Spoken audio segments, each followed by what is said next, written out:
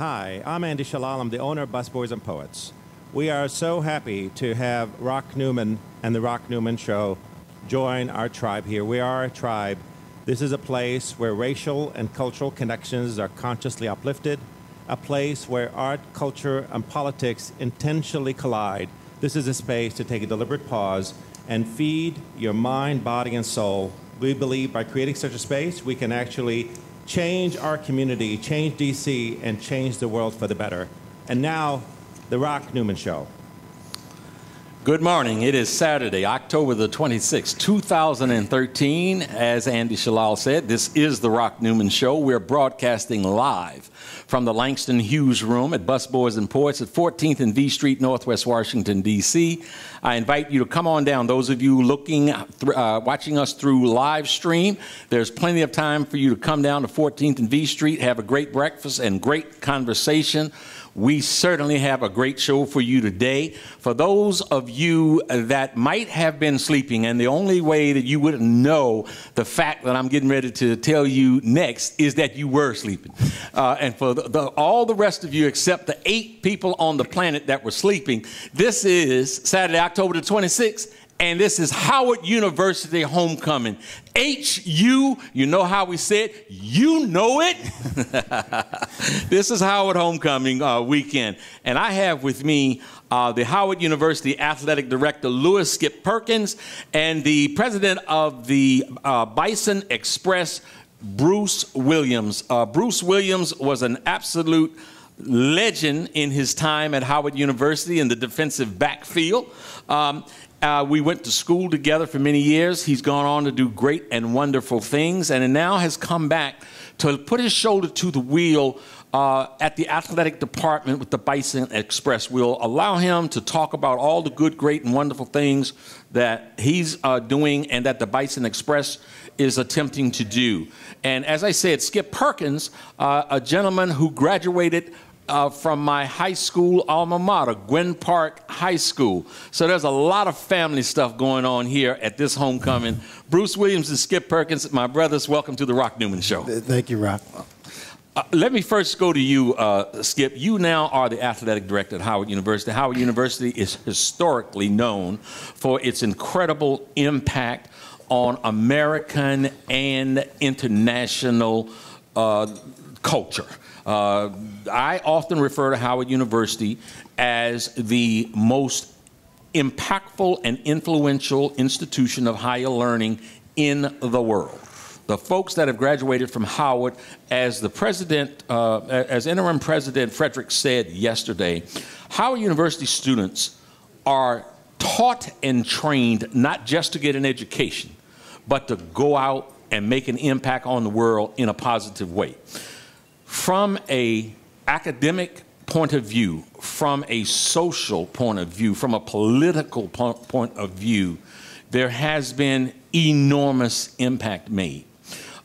There has been the challenge of athletics for years. And I was, as you well know, at a gathering yesterday of those who are committed and concerned about the athletic program, about moving it forward and moving it not just to the next level, but to the highest level. Talk to me as you've come into this job as to what you see, some of the challenges, and how we're going to get the ship guided in the right direction to get it to the promised land. Well, thank you. First, thank you for having me. And I will say that everything you said is true. Howard University has a unique place, not just in historically black colleges, universities, but amongst higher education overall. Yeah. And our athletic program is a little unique because we have the most sports of any HBCU. We're in several other conferences, and we have a wide variety of alum that really love and respect homecoming. And I think many times they might not understand the bigger picture of the NC2A, the direction we want to go in, and we get all the other things right. When it comes to, as you mentioned, academically, socially, politically, we lead probably every category in our conferences in that. Sure. But if we say we're going to be achievement at the highest level, yes, then there's no reason why we shouldn't compete for championships at the national level. And the history and heritage is there. You know, we're one of the few HBCUs ever to win a national championship. We've done that in soccer, had one taken from us. We've been to Final Fours in soccer. So there's no reason why football, basketball, all those things can't happen too. So you think, how do we do that? First of all, we can recruit the best and brightest with anyone. Yeah. We've stolen students from Harvard. We've stolen them from Stanford. But the most things these young people love now, they love facilities. They love the bells and whistles and things like that. Yeah. So that's kind of where our good friend and alum, Bruce Williams, comes into play. Sure. We have to raise money. We have some good coaches that generate revenue. They get out there, they beat the streets, they raise money, but we need an arm that can take us to the next level, the major gifts and things like that. So I'm been so impressed with Bison Express. We've had a nice small group of individuals that have wrote checks, supported every event activity we do, but we have to grow. Yes. So we come up with a huge campaign. We started to execute and implement, and the sky's the limit. Because we know we have quality coaches. We know we have one of the best universities in America. So now it's time to compete at the highest level. And there really are no excuses for us. It takes a little time. Like you mentioned, we have to have a game plan. Sure. We have to execute. But I'm very impressed with what Bison Express has done for us because we need the resources and support. And if you've seen some of the renovations we've done at Burr now, yes, and some of the improvements we made, you know we're making that correct step. And it's really good to have Dr. Frederick, who you mentioned, who was the manager on that 88 team that went to the Final Four for soccer. So he gets it. And we have a lot of people on campus to get it too.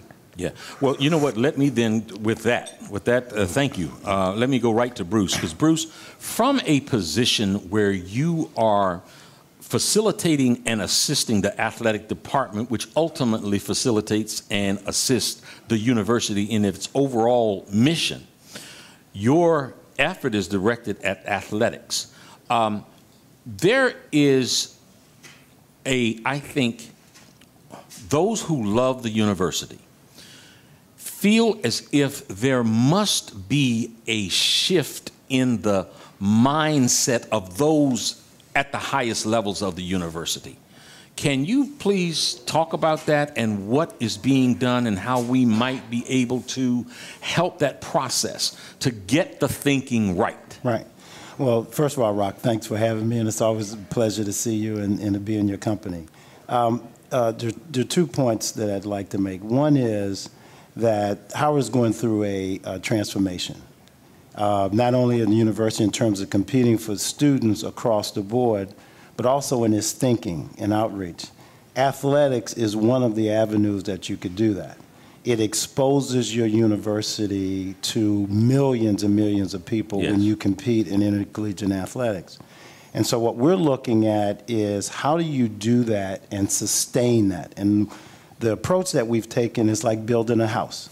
You have to start someplace, you build it from the ground up. And what we're doing is placing emphasis in infrastructure, as Skip talked about. New Division I weight room. We're doing it with, and this is monies raised through alumni and friends of the program. We're doing it, we're building a new academic center for our athletes.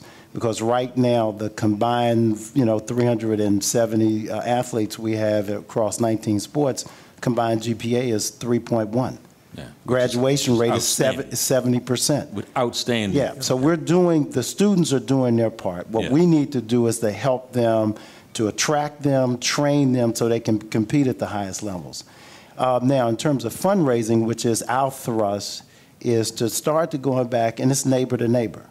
So we've started with a very small base of people who contribute to the athletic department, and so we're going out and we're meeting people, we're outreaching. That has started with the Board of Trustees.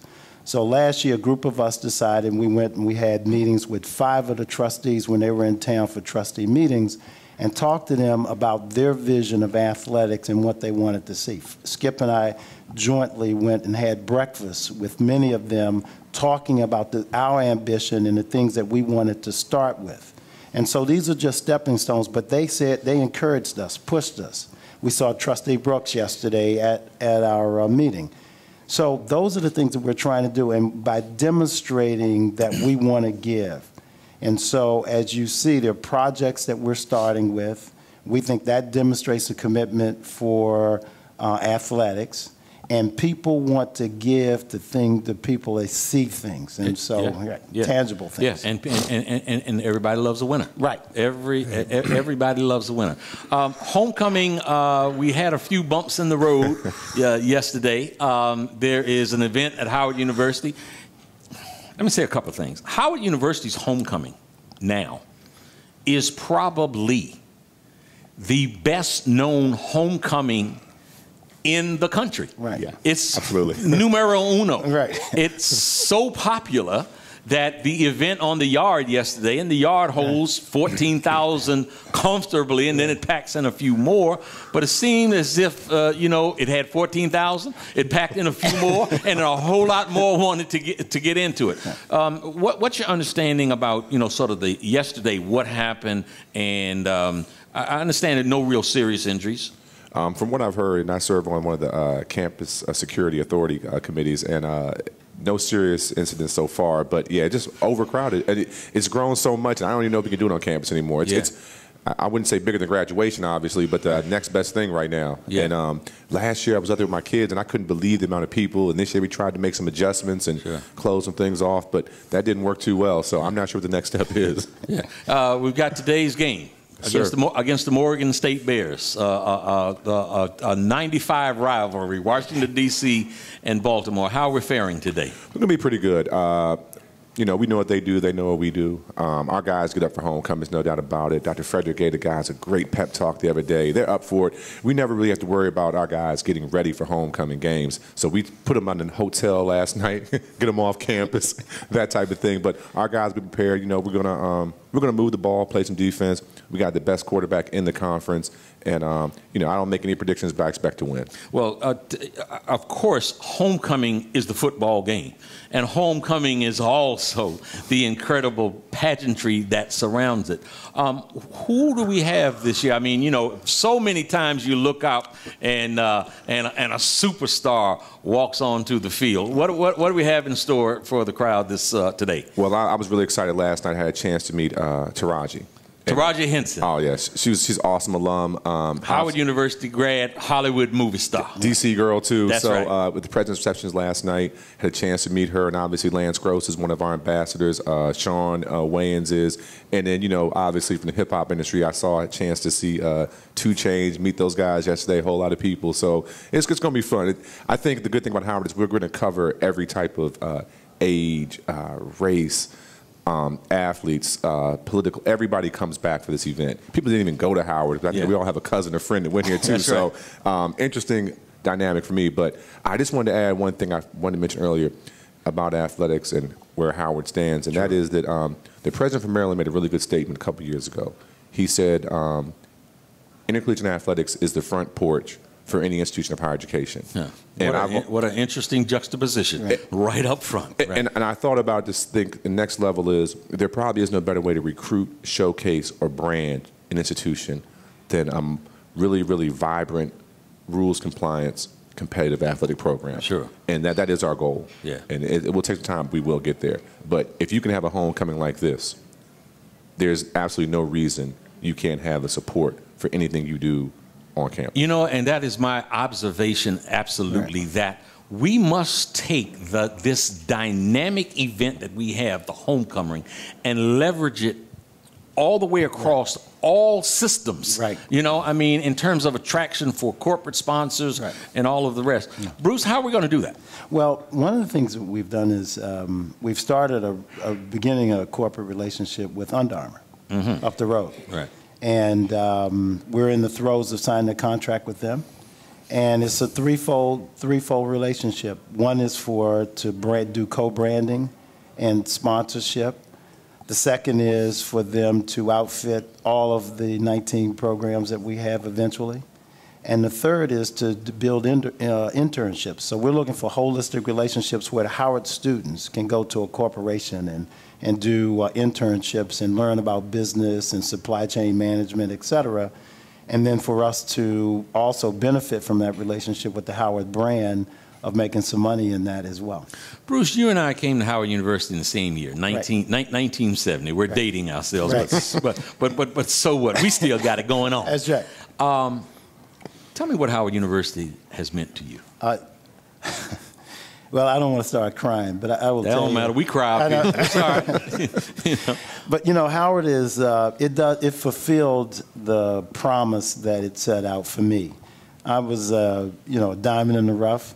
It just some clay that was unmolded. Yeah. And I got there, and the reception that I received from the professors, the care and nurturing they had of trying to make me successful if I did my part, which I did.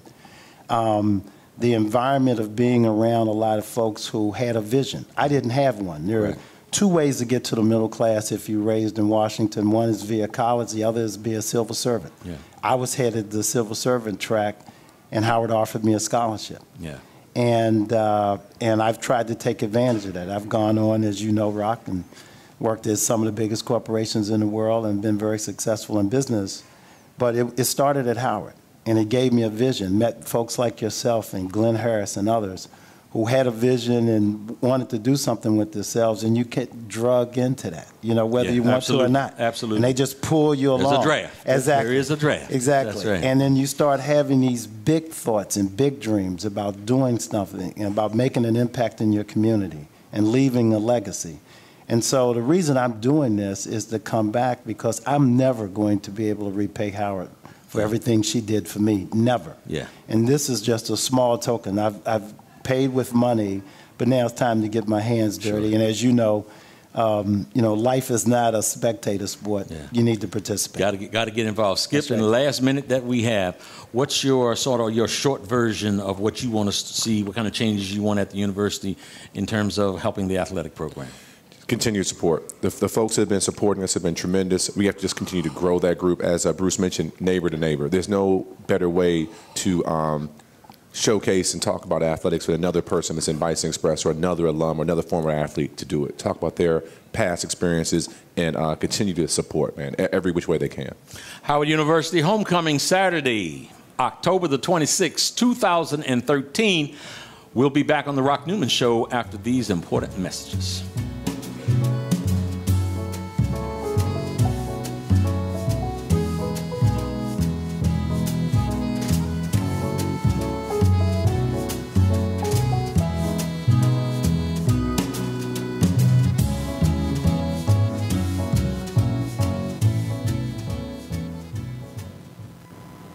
My baby drives a bull handcuff.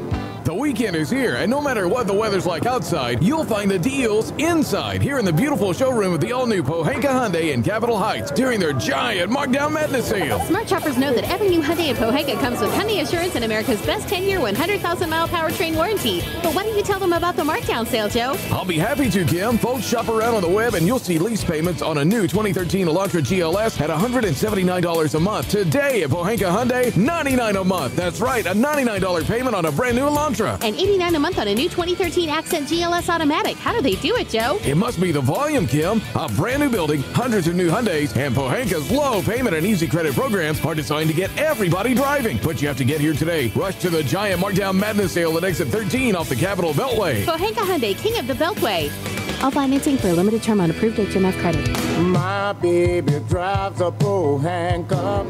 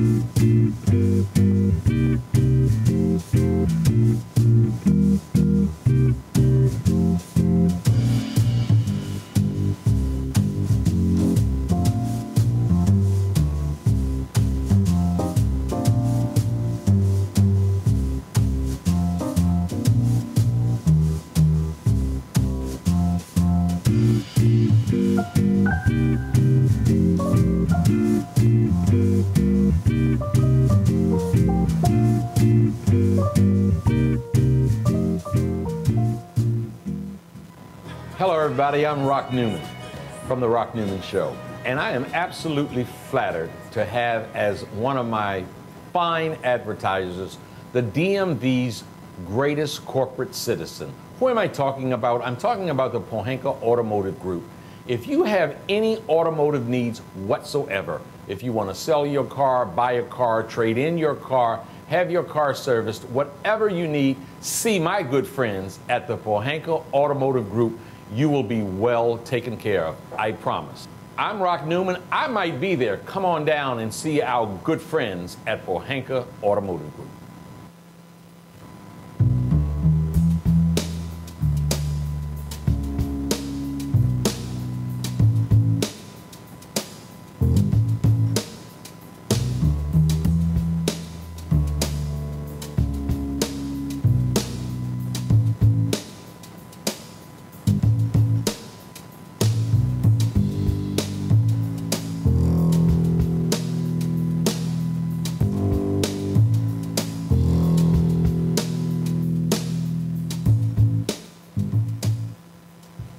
And now, The Rock Newman Show. Welcome back, folks. I want to thank Skip Perkins and Bruce Williams, Skip Perkins, athletic director at Howard, taking time out of his busy day on homecoming day, and also Bruce Williams, who's doing a fantastic job with the Bison Express. Continuing in the theme of the Howard University homecoming, I have two gentlemen with me. I have Darren Snyder and James Ward. I'll tell you a little more about them. In our second hour, folks, I would like for you to make sure that you tell your friends and family, especially women. But you know what? I think everyone needs to hear the voice of my second hour guest, and that is Dr. Yolanda Vaughn. We're going to be talking about women's health issues. It is extraordinarily timely that we're having this discussion at this hour. Last night at 8:02 p.m. in North Carolina, I had a sister who made her transition. She died at 8:02 last night there in North Carolina.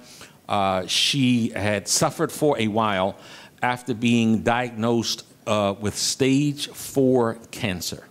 And we are fairly certain that it was as a result of not having the proper examinations over time, and that so many of the deaths and so many of the serious illnesses that we face could be helped just simply with early diagnosis. We're going to talk about a variety of women's health issues with OBGYN Dr. Yolanda Vaughn in the 10 o'clock hour. And in the 11 o'clock hour, we're going to have E. Scott Bolden. In case you don't know that name, let me say it properly, E. Scott Bolden, Esquire. In case you don't know that name, he's a managing partner at Reed Smith in Washington, D.C. He is the quintessential K Street lawyer and Washington, D.C. powerhouse. Much to learn from the incredible wisdom of E. Scott Bolden. So we have a dynamic show for you today. Right now, the gentleman that I referred to, James Vaughn, who is at the table here with me. He is a freshman at Howard University. He is a physics major whose story really went international as this year started. James, as we found out, as was chronicled on the Today Show, Good Morning America, and magazines, newspapers, television stations throughout the country, lived as a homeless person for several years. But in the midst of that situation, he maintained his schooling, he maintained his grades, and he maintained a commitment to excellence. He got loans, he went through various application processes, grants, and he wanted to go to Howard University. He got accepted by Howard University, but in order to go to college, these money is involved, and he was $14,000 short. And he found a way to make his dream come true. And I think I mispronounced his last name. His name is James Ward. James Ward, welcome to the Rock Newman Show. Thank you, sir. Thank you for inviting me. Thank you so much, man. We're so absolutely proud of you. You are an inspiration. You are our brother. Tell us your story. Well, as you said before, I was homeless, and I was homeless throughout my 11th grade year, actually. And during my 11th grade year, me and my family, we moved into a homeless shelter. And throughout that time, I managed to stay afloat in school and keep good grades. And then I got older, and so I became 18, and I had to move out because technically I was a grown man. And so I moved out and moved in with my grandparents. However, my mother, my sister, and my younger brother still had to live at the shelter. And so in the meantime, we looked for places to go. And eventually my mother found a transitional housing program. And so we moved, and I went through going into my senior year, kept my grades up, applied to Howard, got in, which was, I have to say, one of the most exciting moments of my life. And then the problem was affording Howard. And so I went out, got all my loans, applied for everything, and then somewhere between June and July, I found out that my PLUS loan was canceled. Your what? Your PLUS loan was canceled? My PLUS loan was canceled. Well, I mean denied, sorry. Uh-huh. It was denied. And so now the problem was trying to raise the money. And so I tried numerous other loan outlets, but I kept getting denied. And then my mentor, Jessica Sutherland, asked me, is it okay if she used my image? Right. And I gave her the okay, and then she began the Homeless to Howard campaign. And the whole point of the campaign was to not necessarily raise money, but to hopefully find a loan provider who will be willing to allow me to take out that loan to pay for last semester, to pay for this semester. Right. And ended up growing into this beautiful thing that it is now. And I really don't know what to say because it was a surprise to me. I think the campaign showed me how compassionate that we really are and how much people really love helping out others. Although it may not seem like it, but we're very compassionate and caring people. And deep down in our hearts, all we really want to do is help other people. And I think that's what I really learned from this, and that if you need help, you should always be able to reach out to your hand and ask. Well, I've got to ask you, let's stay with you just for a second here. Mm-hmm. So you were homeless. You know, so many people your age, born with a silver spoon, or certainly not anywhere close to the situation that you had to endure, as in not having a home. I mean, it's just sort of, you know, we walk around this world, so many of us, and we don't even imagine that there really are situations where families and children like yourself don't have a place to lay their head and ultimately go into a shelter. What was it sort of in the midst of that struggle that kept you focused? What were your influences and what were your dreams? My mother has always told me all of my life that I was going to college to begin with. Okay. And so college was never an option. Right. And so going into the situation, I knew that all because I may be at a new place, that doesn't mean that my motivation or my dreams should be deferred because I may live in a shelter now. I still have to keep up my grades because regardless if I do or not, I still need the grades to get to where I am now. And so my whole motivation was to ensure that I have the grades to get here. And even more important was I had to make sure that I placed the first stepping stone for my younger siblings so they can come after me and surpass me. And so I think my biggest motivation was to make my mother proud and to make sure that my younger brothers and sisters see that no matter what you come from or no matter how difficult you think things are, you can still succeed. And so my whole goal was to hopefully inspire them to keep going and surpass me and get to where they want to be in life. What was it about Howard University that drew you, that made you want to go to the capstone?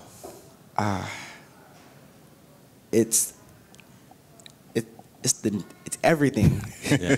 I mean, there's not one particular thing you can say about Howard University. Howard University, in my opinion, is the mecca of higher learning. It is. Make no mistake about that. I heard somebody say one day that Howard was the black Harvard. I said, no, no, no. Harvard is the white Howard. There's so much to gain being at Howard. There's the experience, the people here, there's DC, and DC is a magnificent place. Yeah. And Howard is just a wonderful place to be. And so there's not one, you just can't pick one thing. It's just so beautiful there. I mean, when I first walked on campus, I fell in love, and I felt like this is my home, and this is exactly where I need to be. And so I plan on finishing out my 4 years and hopefully continuing. Oh, man. You know, to hear folks out there in live streaming land and on radio later on tonight, you know, he said, you heard what he said, Howard University felt like home. It feels like home, good brother, because Howard University is your home. If I can digress for just a moment, I had the great honor yesterday to give a speech at Howard University. And part of what I incorporated in my speech was the wisdom of a professor when he talked to the 1973 soccer team that would go on to win the national title for a second time. You know, some racist bigotry of the NC2A had taken away the first title. And he talked about that there was a collection of folks that came ultimately from Africa, and the further away he got from Africa in the Caribbean and in North America, the more they lost their identity. And so it was a triangle from Africa to the Caribbean to North America. But sitting in the middle of that triangle was Howard University, connecting all back to its roots. And he really inspired that team to go on, helped inspire that team to go on to become national champions. Darren Snyder, as you sit here, Darren Snyder, by the way, has written for USA Today, writes for Root.com, the Washington Times, a very, very esteemed journalist. As you hear James talk about coming to Howard University and it feeling like home, what's your reaction to that? Well, first of all, Rock, thanks for having me, and James, it's a pleasure to meet you. I know exactly what he means, because growing up in Brooklyn, New York, I really didn't know much about Howard. I thought I was going to Syracuse, New York. Then I was at the time going to Medgar Evers Community College for a couple of years after high school. And then a professor took us to the communications conference at Howard University. Yeah. And so it was my first visit to Howard University, my first trip to Washington, D.C., since the 6th grade trip I took with my elementary school. And I got on Howard's campus, and I looked around, and I started to learn a little bit about that history. Yeah. And I was like, this is where I'm coming. And what year was that? When did you come? Oh, I'm class of 85, Howard University class of 85. So yes, you would have come in like 81. Yeah, my first year was 82. Okay. Yeah, because I had a couple of years of college before I got here. Okay. So, you know, it did feel like this is the place. And I couldn't believe that I was just now being exposed to all of this rich history. But as soon as I got on that campus and I saw all the people there, and I started talking to people and learning more about it, it was like this, no doubt that this is the place for me. You speak of the rich history, and obviously it is, as I said before, and I don't ever mind repeating it over and over and over again.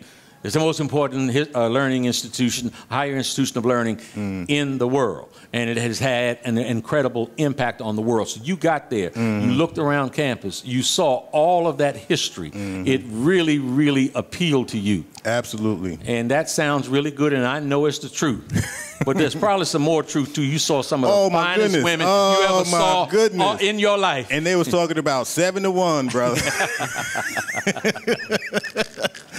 That's old guys talking, James. Right. You want you keep your head in those books. But, you know, listening to James' story, it reminds me also that my wife, she's a teacher at Duke Ellington School of the Arts. And, you know, you just don't know. People don't know what some of these kids are going through. Yeah. You know, like, she has kids who are in shelters, like James. She has kids who are dealing with all kinds of situations at home.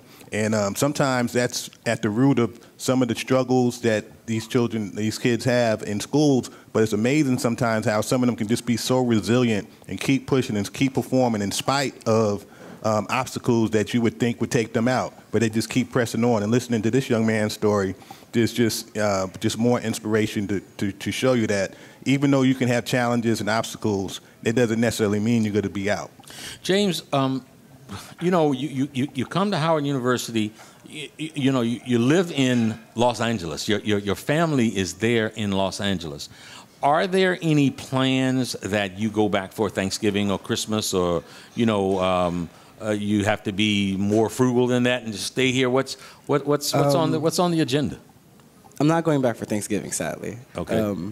However, I am going back for Christmas. My little brother wants me to be back for Halloween and everything. He really misses me. How old are your siblings? My sister's 14 and my brother is 6. Okay. I talk to them almost every day. And they now in transitional housing with your mother? Okay.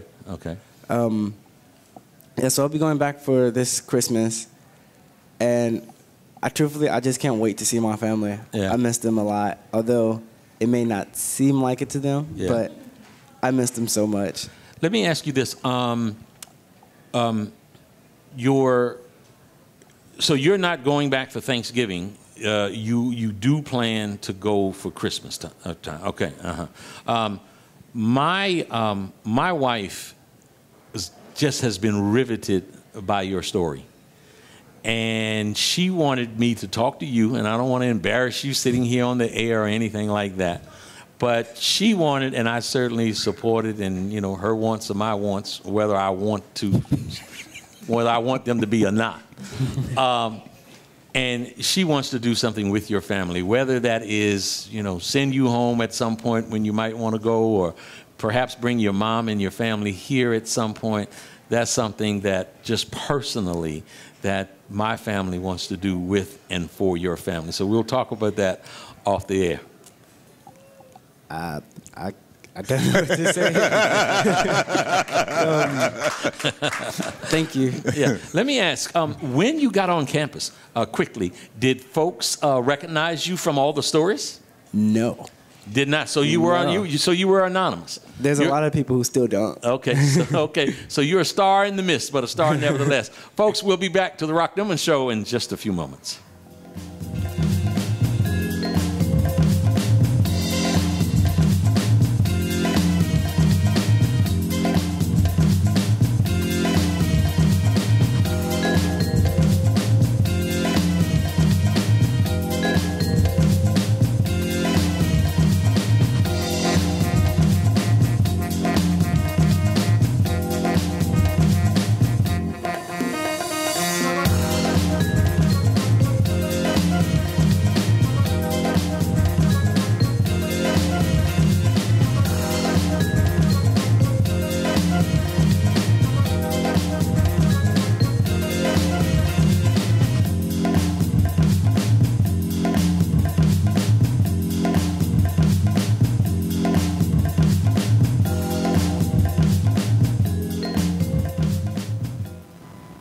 My baby drives a pro handcuff.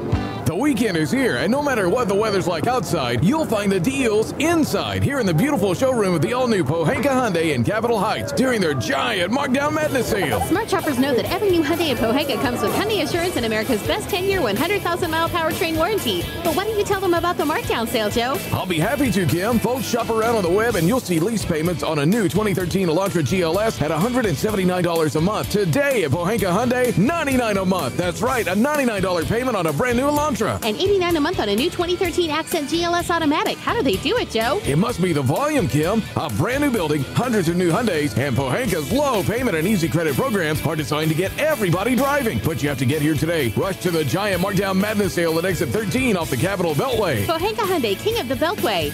All financing for a limited term on approved HMF credit. My baby drives a pro handcuff.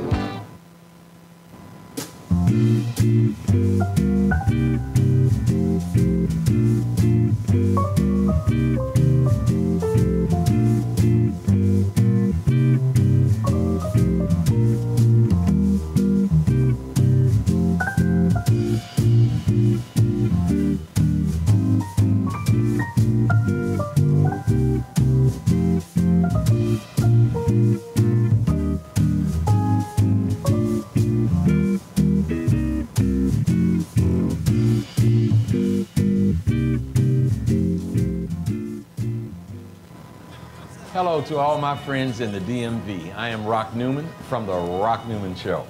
I want to tell you about the MGM Grand National Harbor, the most exciting project to come to the District, Maryland, or Virginia in quite some time. You're going to have great fun. Come on down, support this project with all you have. It is going to be wonderful for the area. We're going to increase our tax base. We're going to get funding for the police department, for ambulance, for fire, for education. It is really a project that is going to benefit our area. Folks, we want to support in a very strong DMV kind of way this great project from the MGM Grand National Harbor.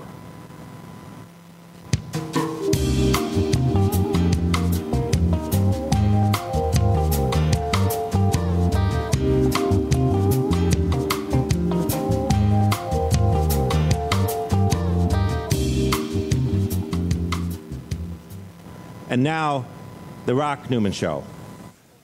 Welcome back, folks. We are broadcasting from the Langston Hughes Room at Busboys and Poets, 14th and V Street, Northwest Washington, D.C. You can hear us tonight. Tell your friends. Obviously, if you're hearing my voice right now, you're watching us via live streaming. Tell your friends.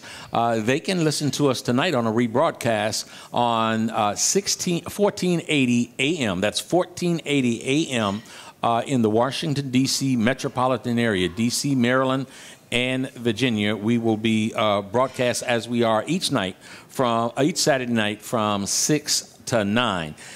In studio here with me at Busboys and Poets is James Ward. His journey was titled Homeless to Howard, meaning he came to Howard University, keeping in the theme today of the Howard University homecoming. James is a freshman physics major at Howard University, and Darren Snyder is a writer, a columnist, formerly with USA Today. He's written for the Washington Times, Root.com. James, let me come back to you. You are a physics major. What you going to be when you grow up? Hopefully an astrophysicist. I would like to work at CERN if I can. I've been looking at intern opportunities over the summer, and so as of now, I just want to find an internship. So you said you want to work at CERN. One of your dreams is to work at CERN. What's CERN? CERN is actually the Hydrogen Collider in Switzerland. What is it? The Hydrogen Collider. Hydrogen Collider. Okay. And can you help explain what a hydrogen collider is? Sounds violent. Not yet. Okay. All right. You on your way? You'll get there. Okay. All right. But so you want to work at this place in Switzerland, a hydrogen collider? I mean, that sounds like something that might just end the world or something, or make the world a lot better place to live. Hopefully, I think it will. But I either want to be an astrophysicist or a genetic engineer. And so I'm kind of split between the two as of now. And what drew you to that particular major? How did you develop that interest? So going into my 11th grade year when I was living at the shelter, a lot of the time I spent a lot of my time either on the web. I watched tons of TED Talks and all over YouTube, just pretty much watching physics videos without actually knowing it. Uh-huh. And then I realized that I have a love for physics because I have a thirst for knowledge. And one of my biggest things is that I would like to understand the way the universe works. And so realizing that, I realized that physics is where my passion and my heart lies. And so I decided to chase it. And so that's how I ended up becoming a physics major, because I felt like the only way for me to truly understand where I am in the universe is to understand the universe itself. And from there, I should be able to help those and others, and just help myself and everyone else behind me. You know what, man? I am so impressed with that, because hearing you talk, I transport myself back 43 years to when I was a freshman at Howard University. And I was really concerned about physics, too. But the physics I was concerned about only was how I could get that bat off my shoulder to hit that ball that was coming at about 80 miles an hour. That was sort of the scope of my sensibilities. And to hear you talking about doing things to identify and understand, you know, how you exist in this world, I got to tell you, young brother, that is very, very impressive. Yes, it is. You're going to be special, man. You're going to be special. Keep doing what you're doing. We'll come back to you in a minute. Darren, again, as a journalist, when you hear our youth like James speak about his aspirations, and when you hear his intellectual curiosity and sensibilities, and you juxtapose that with how youth are portrayed, how our youth, how black youth, much too much are portrayed in so many negative ways. As a journalist, what does that do for you? Well, you know, and this is a truth that, you know, I've always realized. I don't know how much everyone in media would realize, recognize, or acknowledge, but the general perceptions that are put out there are often, you know, they're sweeping generalizations, very broad, strokes trying to cover or describe, define collective groups, and you gotta miss spots. And you know, there's so many stories that are encouraging and inspirational and motivational and uplifting and heartwarming that never are brought to the public's attention to say, like, hey, there's another side. Everyone's not out there sagging and gang banging and slinging and all of these negative things, which is the majority of the picture that's painted. You know, some people say, like, well, you know, bad news sells better than good news, or I don't know exactly why that is, but it's definitely true in the mainstream media. So it's very important that all news consumers realize that there's more to the story than what is being presented. And you can find all kinds of young people, you know, not necessarily with James' exact story, but just young people who are, you know, doing positive things, who are going against the trend, who are really got their heads on straight, fighting off all of these negative influences that are out there. Because even the pictures that are painted, unfortunately, a lot of times young people, they start to believe it themselves. Yeah, sure. So, you know, they say, well, you know, everybody's doing it or no one's doing it, so they just go along with what they see as the reality of it, but it's not reality, it's a false reality. Yeah. James, let me ask you, what message do you have to give to kids that are your age and younger, who they sit and they think and they make decisions, and they make decisions either to sort of go on a path where they don't ever actualize themselves, where they don't do the things that will make them successful? And, you know, there are others, obviously, that do. But for those who might be on the wrong track, if you could speak to them, what would be your message? I think that my message would be that before you make whatever choice you may make, that your choice is not only going to affect you, or it may not even affect you, but it's going to affect everyone around you. So before you decide to make whatever decision that is, just realize the implication that it's going to have on your family and your friends, or even people you don't know. Secondly, if whatever choice you're going to make, if you feel like you're going to regret it, you shouldn't make that choice to begin with. Because when it's all said and done, if you regretted something, then you shouldn't have did it to begin with. I feel that ultimately, if you feel that you're going down the wrong path, or you feel that... Because you always know. You do. You really always know. If you feel like you're going down the wrong path, stop and ask yourself, what can you do, and ask for help. Because there's always someone out there who is willing to help you and help you succeed and get you where you need to be or where you can be. So there's no reason for you to take that path. And so I think my overall message is just ask for help, because there's always someone willing to help. Okay. So you went through this struggle. It's been well chronicled. You had, I'm sure, many disappointments along the way. something that you thought had been put together that was going to bring you here. It went away. You had to find yet another way to make this happen. So you made it happen. Describe to me the day that you were leaving Los Angeles to come pursue your dream. That night was a very bittersweet night. The night before? Yeah, because I left at around 6 in the morning. No, about 4 in the morning, California time. And so it was a very bittersweet night because I'm leaving to come to Howard. However, I'm also leaving my family behind. Yeah. And so it was a very emotional night because I've never been this far away from my family, and my mother told me that I was pretty much the foundation, and so for me to be gone and being her eldest child was a very precarious situation for her to find herself in. Yeah. And my younger brother and siblings aren't used to me not being there, and so this is just a huge adjustment for all of us. And so what we did to adjust to it, we talk a lot, and so we talk all the time, and it's just our way to adjusting of me not being there and them not being with me. Okay, and I really kind of want to stay with that night for that family dynamic. Did everybody cry? Yeah.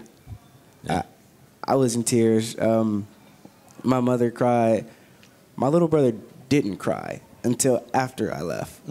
I think he was trying to show that he was a big boy. He was a strong little man, but it was a sad night. But they weren't all just tears of pain. There were tears of joy because I was going on to pursue a higher education and better myself, my family, and my community to the best of my ability. And so it was, I wouldn't say gut-wrenching, but it was a very emotionally powerful night. And so that whole little 10 minutes, it might have been, felt like forever. Yeah. When I was standing there waving goodbye to my family.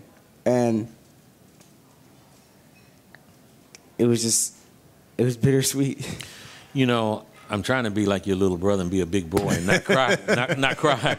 But, I lost. I just lost. That is such a heartwarming story. Okay? Yes, okay. It is. So now you're on the plane.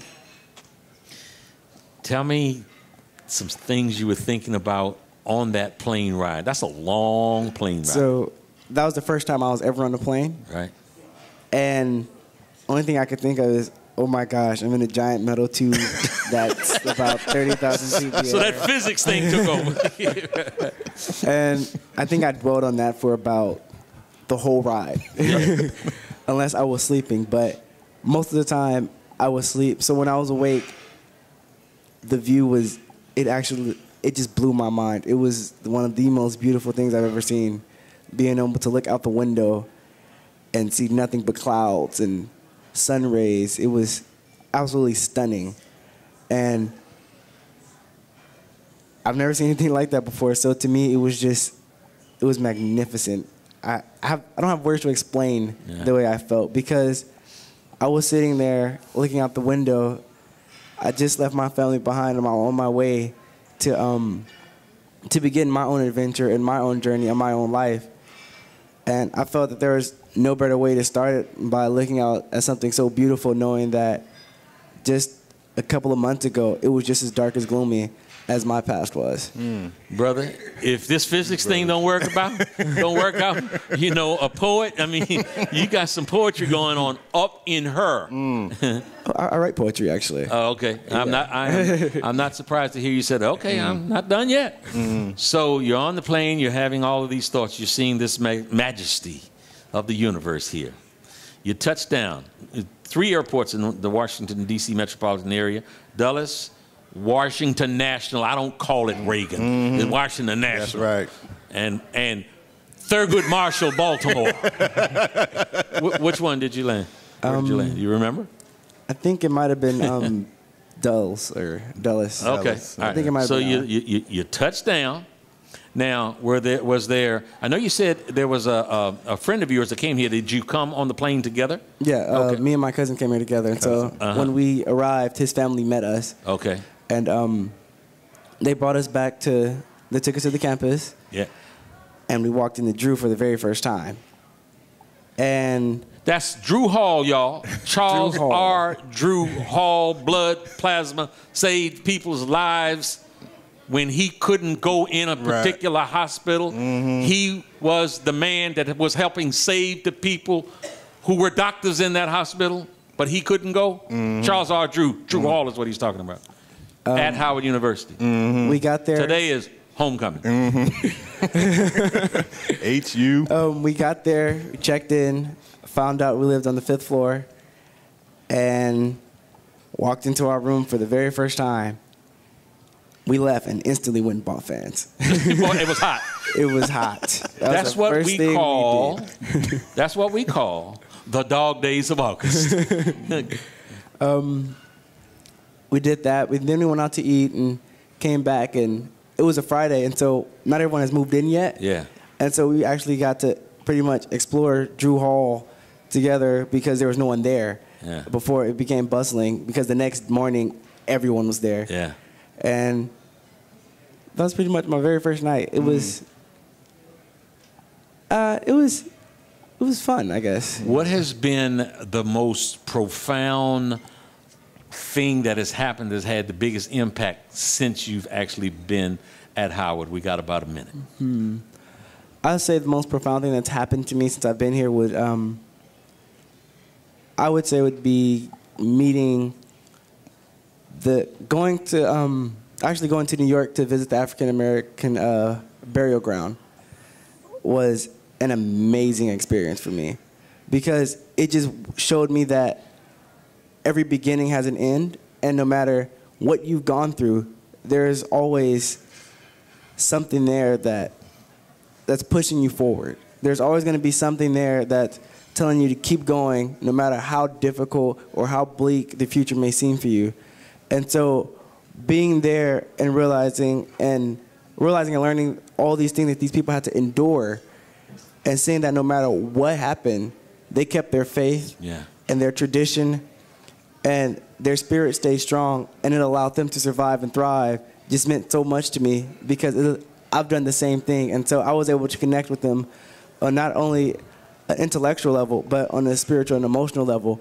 And so I would say that's the most profound experience that I've had. You know, there's something called a Howard man. And Howard people know how to identify very quickly a Howard man. You are a Howard man. Thank you, my brother. Sir. Thank you for joining the Rock Newman Show. Darren, thank you so much. My pleasure, brother. My pleasure. Thank you so very much.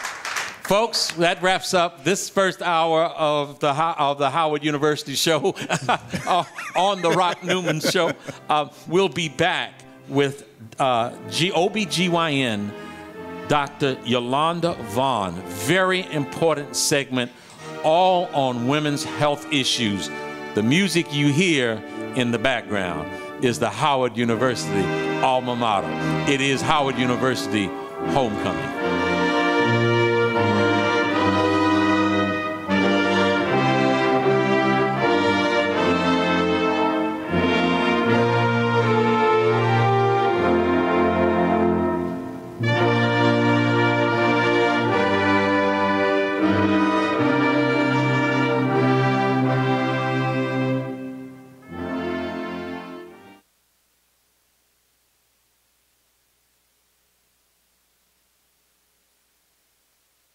Leprechaun Tim Pohanka from Pohanka Nissan and Pohanka Hyundai. It's hard to be down on your luck when you're Virginia's first choice for new Nissan and Hyundais, but I need to sell 60 cars this week. Right now, I'll pay you big bucks for your good luck. Bring down any good luck charm you've got, and based on the sale price of the car you choose, I'll give you up to $4,777 off any nicer, newer car this week. Today, your lucky penny is worth plenty, up to $4,777 off any nicer, newer car you want. Stop moping and hoping you'll get approved. With my For the People credit approval process, the banks are looking to get lucky and lend to you, even if you've been turned down before. Bring me any good luck charm and I'll give you up to $4,777 off any nicer, newer car today. Hurry, once I get rid of 60 cars, the luck runs out. All offers require bank approval, so call us at 1-800-POHANKA, visit Pohanka Nissan and Pohanka Hyundai on Route 1 in Fredericksburg, or better yet, log on to timpohankaforthepeople.com. And when we make a deal, I promise it'll be your lucky day. I'm Tim Pohanka, and I'm a leprechaun for the people.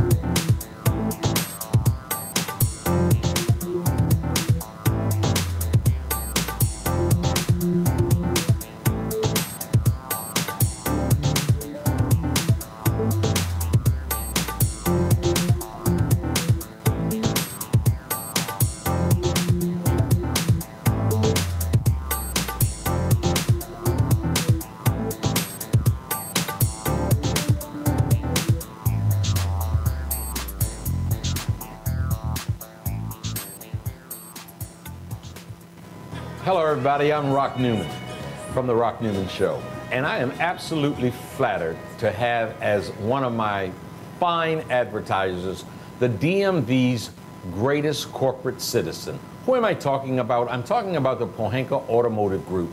If you have any automotive needs whatsoever, if you want to sell your car, buy a car, trade in your car, have your car serviced, whatever you need, see my good friends at the Pohanka Automotive Group.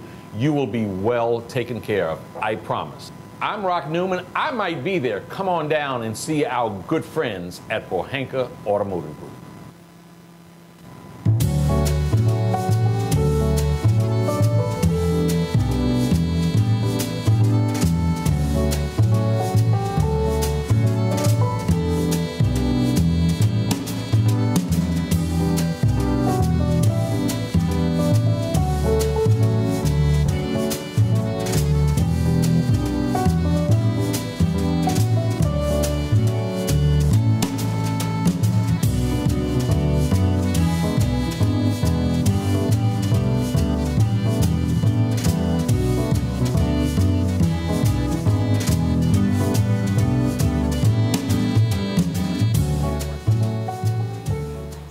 Okay. And now, The Rock Newman Show.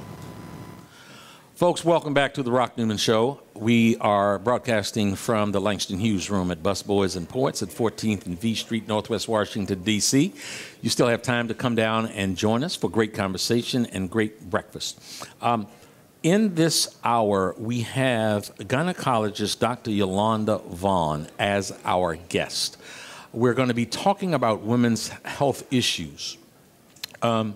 Having Dr. Vaughn in this hour has new meaning for me personally. As of last night, 8:02, I got the news that my sister had made her transition. She had suffered for more than a year after being diagnosed with stage 4 cancer.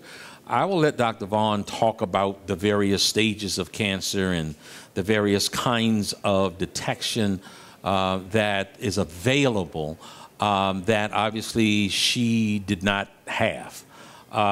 It's obviously there's sadness as a result of her loss, but there's also a feeling that she suffers no more, and there is virtue and value in that. I dedicate today's show in her memory.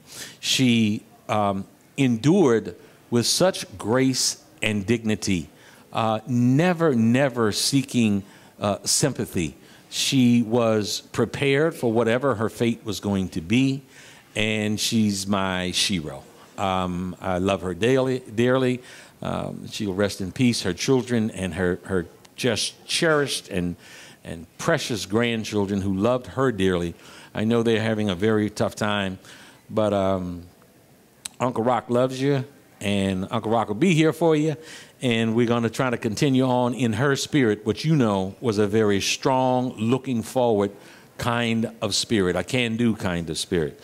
So, Dr. Yolanda Vaughn, thank you so very much for being on the Rock Newman Show, taking out of your time from your busy schedule to join us here. Thank you. First of all, tell us something about you. One of the things that I heard earlier, and I just loved hearing that, it was your saying, I'm a product of the D.C. public school system. Absolutely can be done. I, was listening to your last guest. I think everyone needs to know that even though there is a disparity in education in this country, in my time, the library was always open. Yeah. And the libraries are still open. Mm-hmm. And you are truly the one who decides which road you're going to take in your life. This is your journey, as James Baldwin says, this is your one life. Yes. So I think children need to know that even though they come from circumstances that may not necessarily be ideal, you have to search within yourself. And you need to know that no matter what situation or circumstances you're under, that there is hope and a way out for you. That is a legal route, an educational route. And education is always the key. What Was your dreams as a child to be a doctor? No, my father told me when I was 10 I was going to be a doctor. I was a very compliant child. He came up and never... Papa knew. Never was afforded the opportunity to go to medical school. He did graduate from North Carolina A&T. Boo! But he said, I always wanted to be a doctor. I couldn't be a doctor, so you're going to be my doctor. Uh-huh. All so right. I was his doctor. Okay. Now, so going through the D.C. public schools, did you pay particular attention to chemistry and those kind of things that would be the preparatory courses for pursuing a career in the medical profession? Absolutely. I knew that I loved health. I loved science. I loved the body, how it worked, and I loved seeing people get better. And I wanted to take a part or a role in healing, but I am not necessarily inclined to be a religious healer. So I said to myself, well, how can I help heal people and make people have a better life and live a healthier life? And that's where the sciences played that role for me. Okay. And you graduated from medical school in North Carolina? Yes, University of North Carolina, Chapel Hill School of Medicine. Were there any particular struggles there? I mean, you're in North Carolina. We're still North Carolina. Today is North Carolina oftentimes of yesteryear. My husband calls it the Deep South still. Yeah. Yeah. How many blacks were in your graduating class from the medical school? Do you remember? I can tell you perhaps 15. 15? Out of, I believe that year we probably had 150 graduates. Okay, so about 10%. Yes. Yes. And as you were going through medical school, was it gynecology that you knew where you were headed, or was it somewhere later? It was later when I did my medical school rotations, because when you're in medical school, the last 2 years of training is actually in the field on the job. Okay. I loved pediatrics, but I knew that pediatrics is a very, very complex field. A baby can't tell you what's wrong with it. Right. And you can, if you miss something, it can be absolutely devastating. Sure. Plus, mothers are hysterical when their children are sick. Yeah. So I enjoyed women. Yeah. Health. I enjoyed speaking and talking with women. I like the fact that they could verbalize what their problems were. For the most part, you're dealing with people all across the spectrum. You know, pediatrics generally stops at 18, and then the patients are pushed to primary care or gynecologist. Right. With gynecology, you can start when the child is 12, if they have an issue, on up to the time, senior citizens. So you learn a lot from your patients. And just on that point right there, I want this hour, I want to get as much out of this hour as we can. I want my audience to learn as much as they possibly can from a true professional. On that point, you said you can start at 12 years old. So when typically should a parent start having their daughter specifically to see a gynecologist? Well, the American College of OBGYN, which governs the obstetrician and gynecologists in this country and sets the protocols, recently changed their standards. They're asking us to see young women, actually at the age of 13 to 15, not for a pelvic exam, okay, but to actually educate these young women on their bodies, on the availability of certain vaccines to help prevent sexually transmitted diseases, on what they can expect as they go through puberty, what is normal, what is abnormal. After that first initial visit, unless the patient is sexually active, okay, we basically will do the first gynecological exam when they're 21. These are new standards. The first pap smear for women is now age 21. Now, pap and a pelvic are not the same. Okay, and I am ignorant. If you are sexually active, right, or if you have an issue and you're younger than 21, you do need a pelvic exam for cultures for sexually transmitted diseases. The Pap smear is checking solely for cervical cancer, and that is to be done at the age 21 and up. So if you have a young lady who comes to you, you're a mom, and she says, "Mom, I'm sexually active," she should go in to see the gynecologist. She should have a pelvic exam to be cultured for sexually transmitted diseases. However, the first Pap smear is not until age 21. Yeah. Okay? Now, there's a whole gamut of different cultures that can be done on the patient at that juncture. But the first Pap is at 21. 21 and up, they do get the Pap smear. The Pap smear is checking for the presence of abnormal cells on the cervix.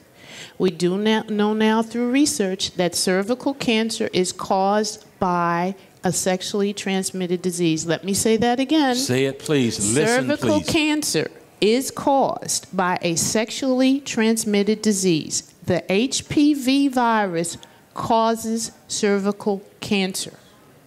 If you have HPV, you are at risk for cervical cancer if you have a high-risk subtype.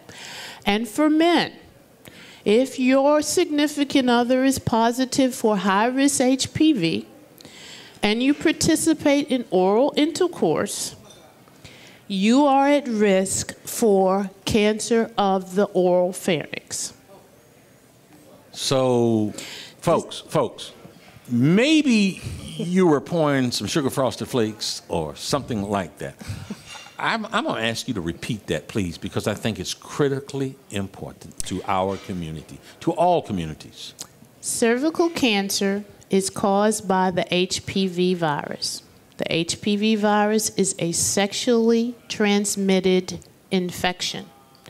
HPV 16 and 18 are high-risk subtypes that cause 70% of cervical cancers. The other 30% are caused by other high-risk subtypes of HPV. If you have cervical cancer, you have HPV. End of discussion. If you have oral intercourse as a male, female, whatever, with someone who has HPV on their cervix, you are at risk for cancer of the oral pharynx. Now, the oral pharynx is the throat. Yes. And oftentimes we're finding that the partners of people who do have sexual intercourse orally with people who have HPV on their cervix, by the time it's actually diagnosed, it's stage 4, oral cancer. These are studies that have been done. You have to realize the history of cervical cancer. For years, we did not know what caused it. We thought it was herpes. And I was actually privileged to study under a man, Dr. Hans Krebs, who's now retired, who's the leading gynecological oncologist in Northern Virginia. He recently retired.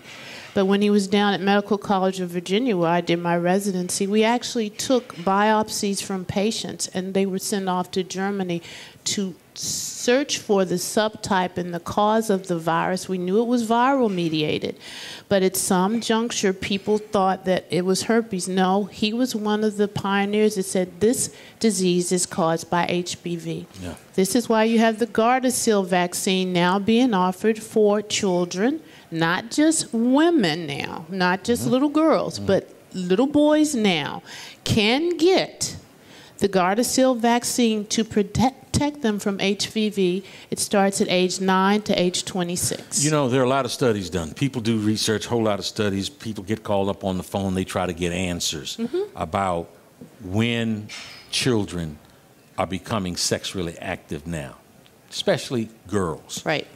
We hear those reports.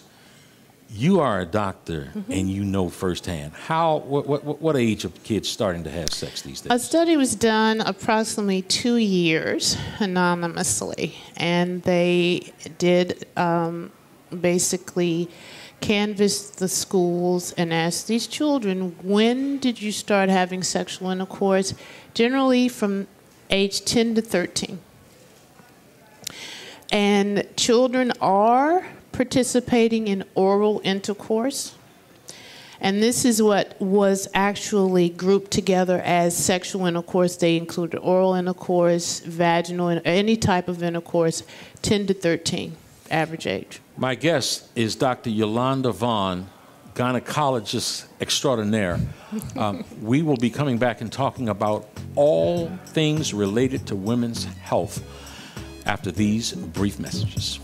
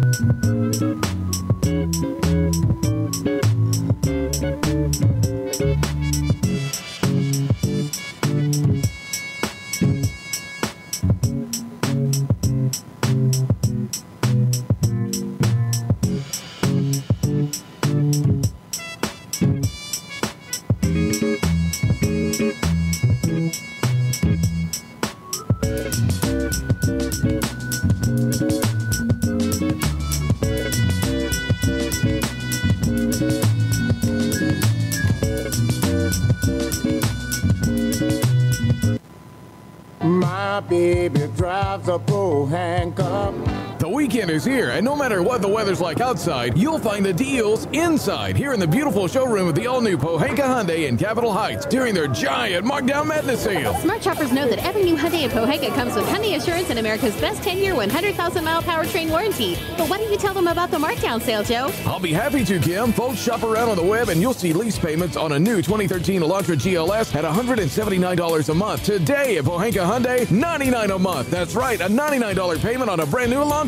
And $89 a month on a new 2013 Accent GLS Automatic. How do they do it, Joe? It must be the volume, Kim. A brand new building, hundreds of new Hyundais, and Pohanka's low payment and easy credit programs are designed to get everybody driving. But you have to get here today. Rush to the giant Markdown Madness sale at exit 13 off the Capitol Beltway. Pohanka Hyundai, king of the Beltway. All financing for a limited term on approved HMF credit. My baby drives a handcuff.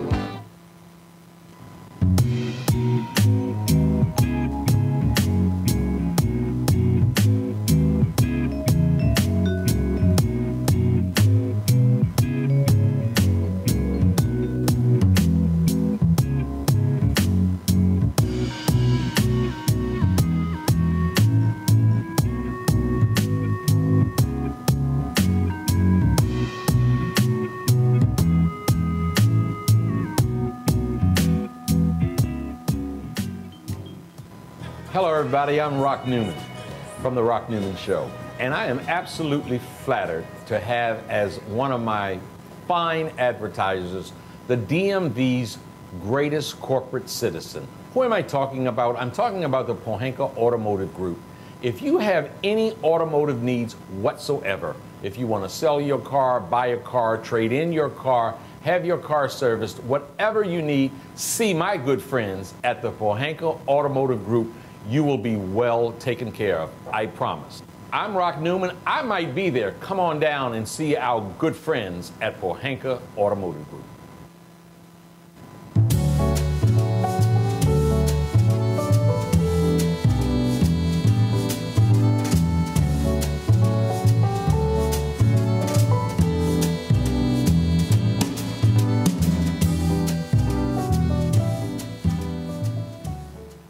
And now, The Rock Newman Show.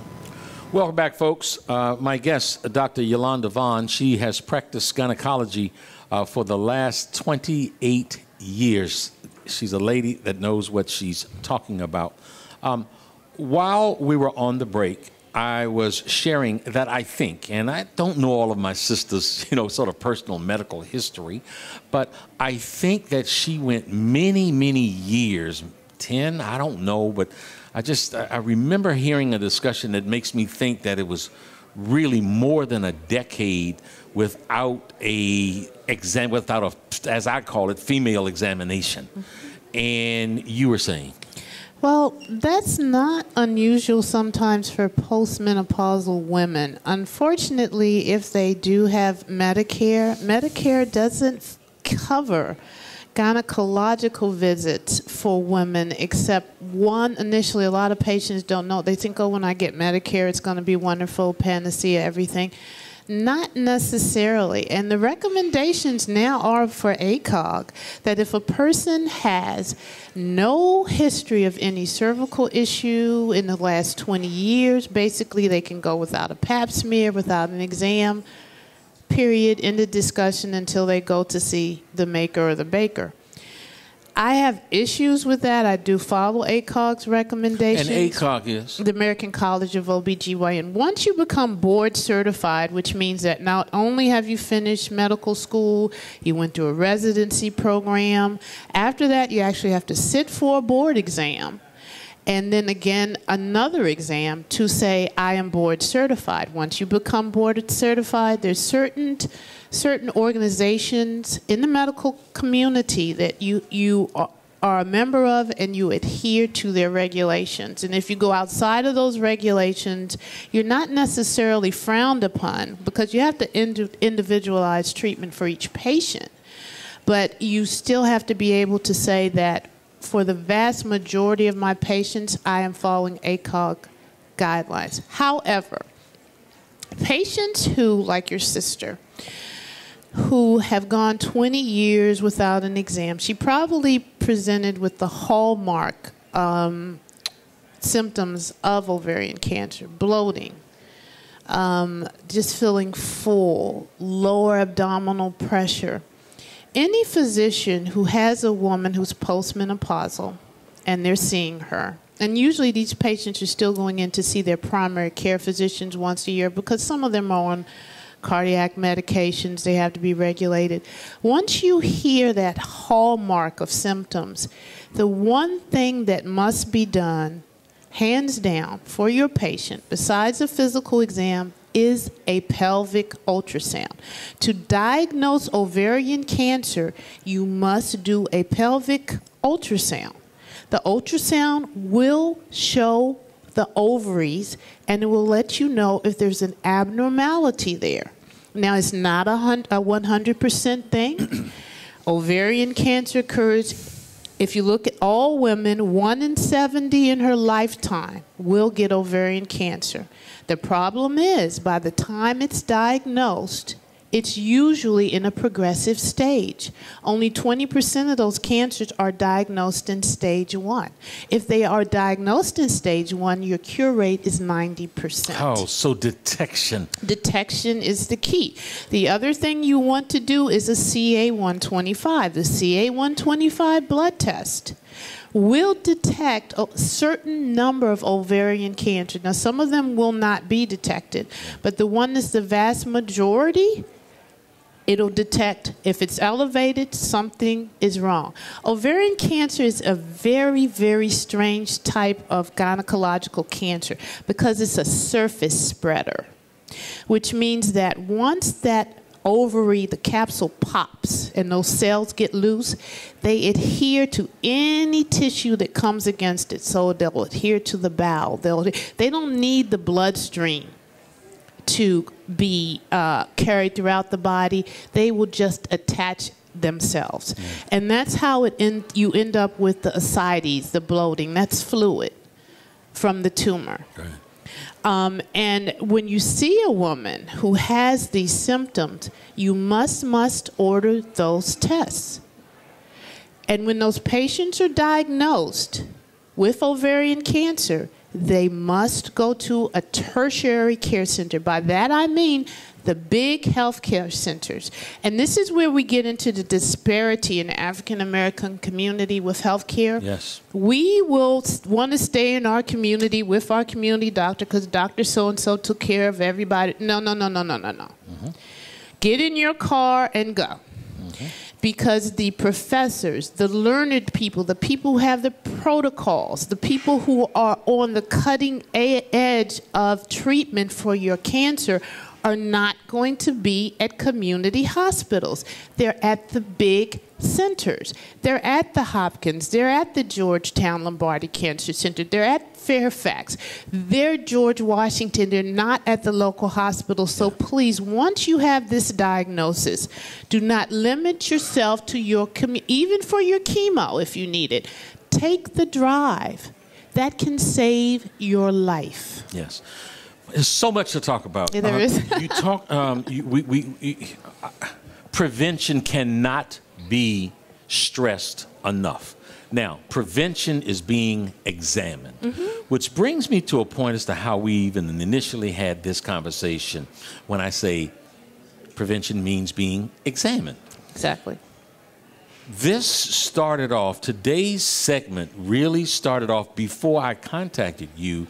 We had a guest who was also a gynecologist, and she was going to talk about a recent history of gynecological abuse by a male gynecologist and sort of its history. I don't necessarily want to so much go into the history of gynecological abuse now, but some of it does exist. Exactly.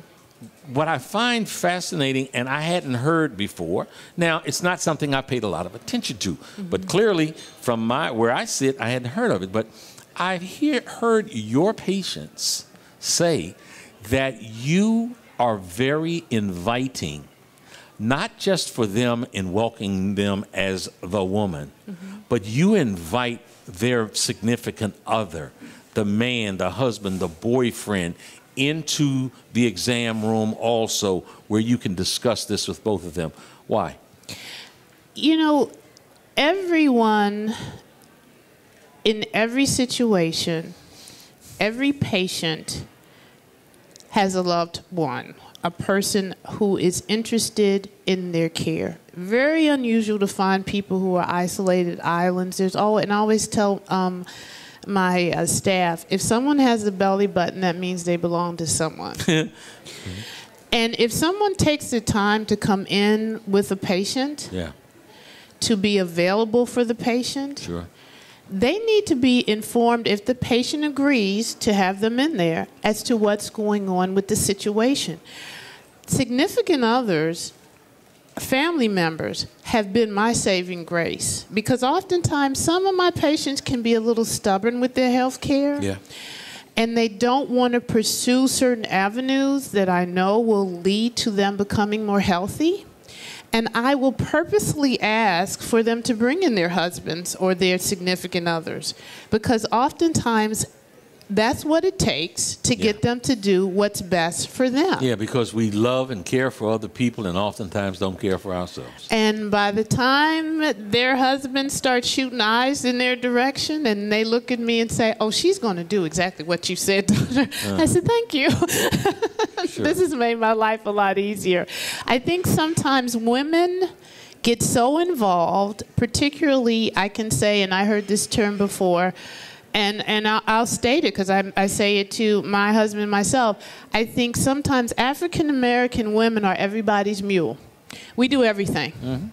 We run around. We take care of everybody. We're always, we have to do this for the kids. We have to do this for the husband. We have to do this for the job. And we don't take care of ourselves.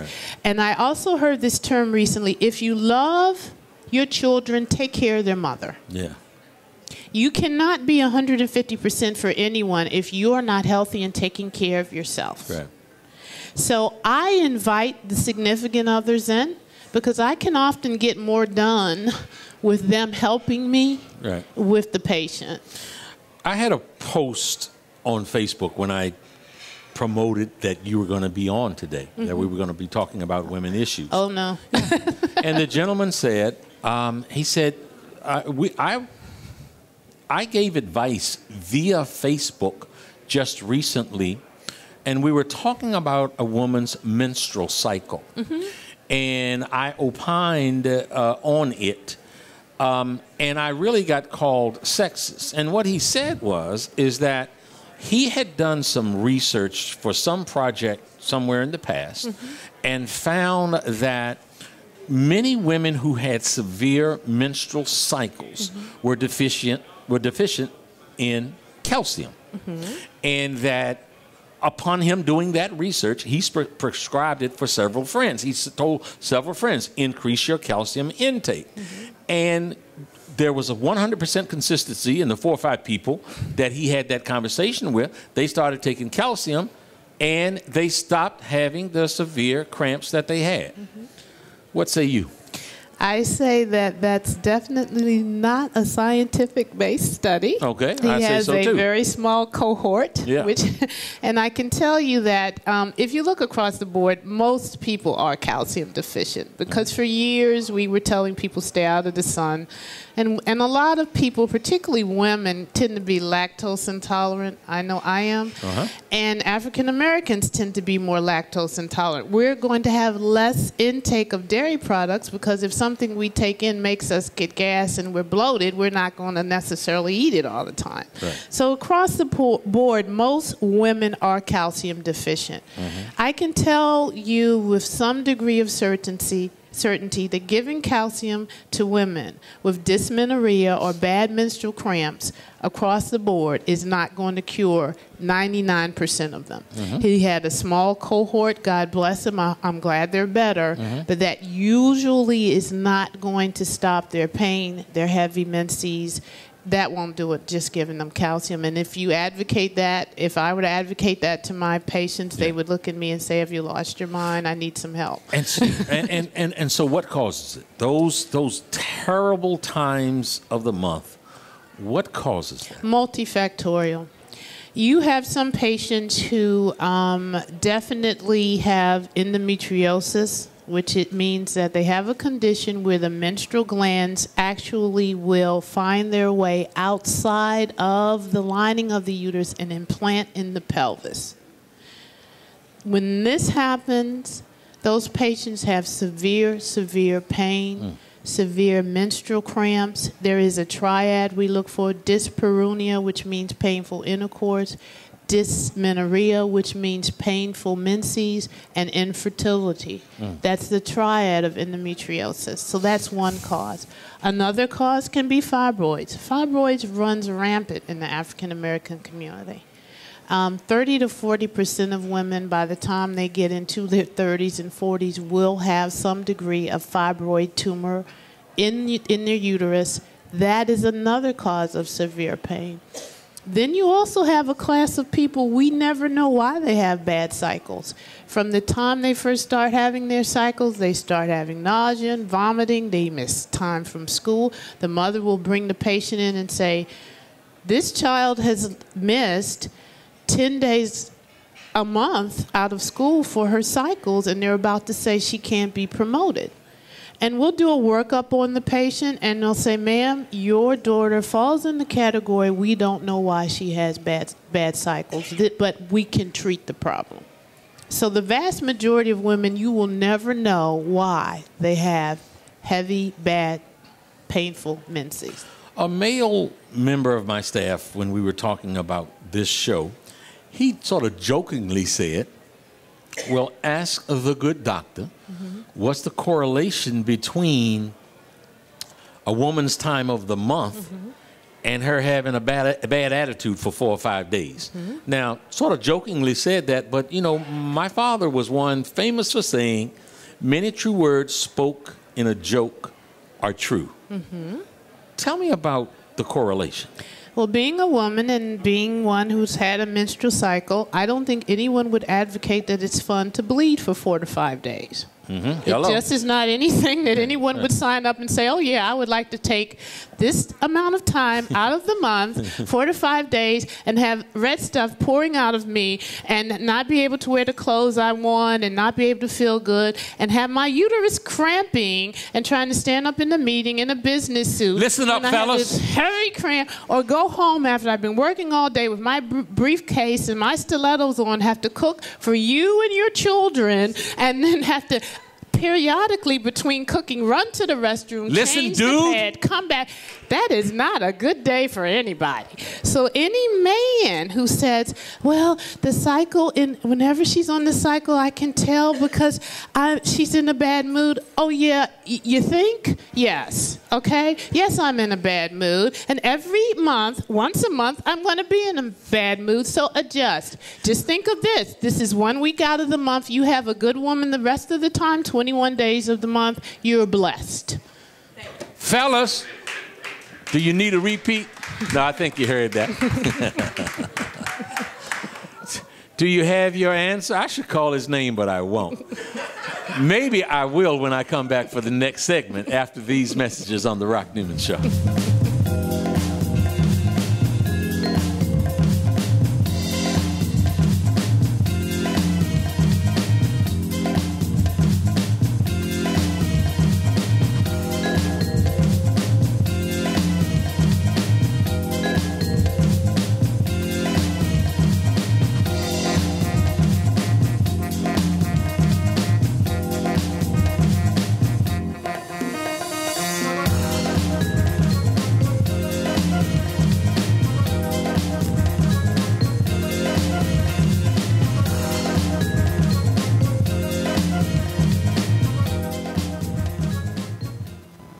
This is Leprechaun Tim Pohanka from Pohanka Nissan and Pohanka Hyundai. It's hard to be down on your luck when you're Virginia's first choice for new Nissan and Hyundais, but I need to sell 60 cars this week. Right now, I'll pay you big bucks for your good luck. Bring down any good luck charm you've got, and based on the sale price of the car you choose, I'll give you up to $4,777 off any nicer, newer car this week. Today, your lucky penny is worth plenty, up to $4,777 off any nicer, newer car you want. Stop moping and hoping you'll get approved. With my For the People credit approval process, the banks are looking to get lucky and lend to you, even if you've been turned down before. Bring me any good luck charm and I'll give you up to $4,777 off any nicer, newer car today. Hurry, once I get rid of 60 cars, the luck runs out. All offers require bank approval, so call us at 1-800-POHANKA, visit Pohanka Nissan and Pohanka Hyundai on Route 1 in Fredericksburg, or better yet, log on to timpohankaforthepeople.com. And when we make a deal, I promise it'll be your lucky day. I'm Tim Pohanka, and I'm a leprechaun for the people.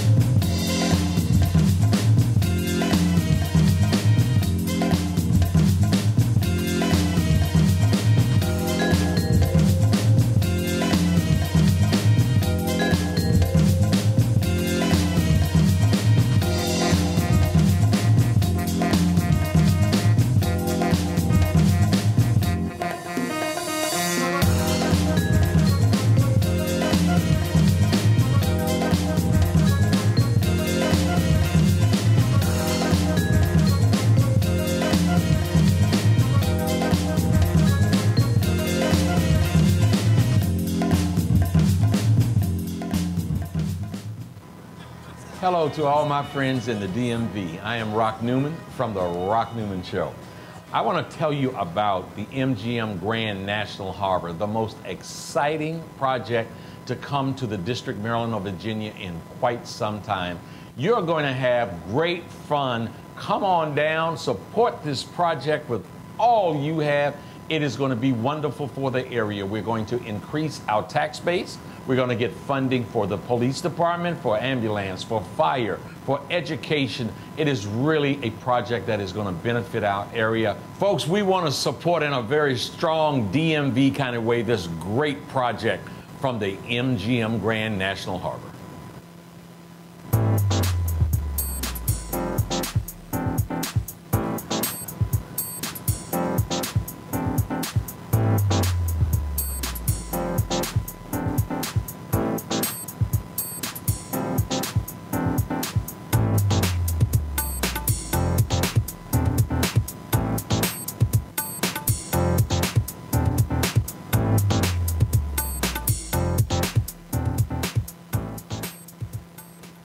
And now, The Rock Newman Show.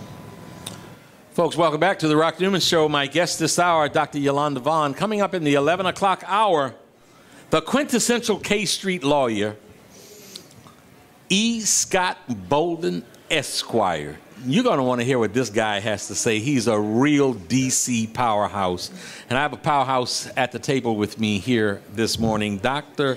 Yolanda Vaughn. She has practiced gynecology for the last 28 years. Dr. Vaughn, we've talked about a variety of issues here. Can you please tell me what it is, if you were giving a speech to a group of young women, what it is you would say to them that they need to be aware of, what kind of practices they should participate in, so on and so forth? Number one, be proactive about your health. And by that I mean use the internet wisely. The internet is for information, not necessarily education. Because when you go online and people have different symptoms, they're going to have different ways that the approach was made to them by different physicians. But you are an individual, okay? Unless you have an identical twin, your DNA is different from everybody else's. So the way the physician approaches you should be in an individualized manner. Also, if you walk in and you feel uncomfortable with the doctor, it's probably not the doctor for you. If you can't ask questions, if you don't feel free to discuss things about your sexuality, about, you know, who you have been intimate with, about your past practices, from a gynecological standpoint, you need to find another physician. Because you need to be able to walk in there and tell everything about your past that may impact on your physical and spiritual and emotional health. The other thing I would say that is very important that still doesn't seem to ring with young women, condoms, condoms, condoms. Let me say it again. Condoms, condoms, condoms. Why can't we use condoms? We are still not using condoms in the African American community. And it's not just the young ones. It's interesting because the little teenagers who have access to the condoms at the health department, they seem to be more educated about using them than my 20-year-olds and my elderly patients.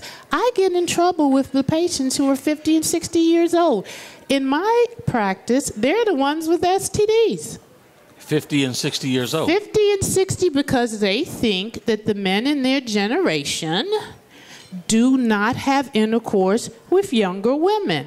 Did they forget that Viagra and Cialis is on the market? Yes, they do. And when they do, they often don't use condoms and they bring it home to you. So I have had years of devastated women in my practice, 50 and 60 years old, because they have an illness that now they can't get rid of. The recommendations from ACOG between the ages of 19 and 64, STD testing every year.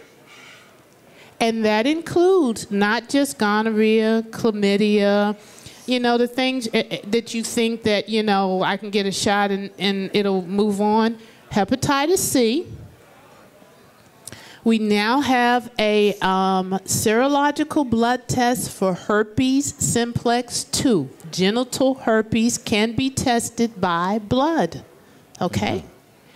You also need to be checked for syphilis. In the DCPG community, syphilis is on the rise and syphilis can kill you.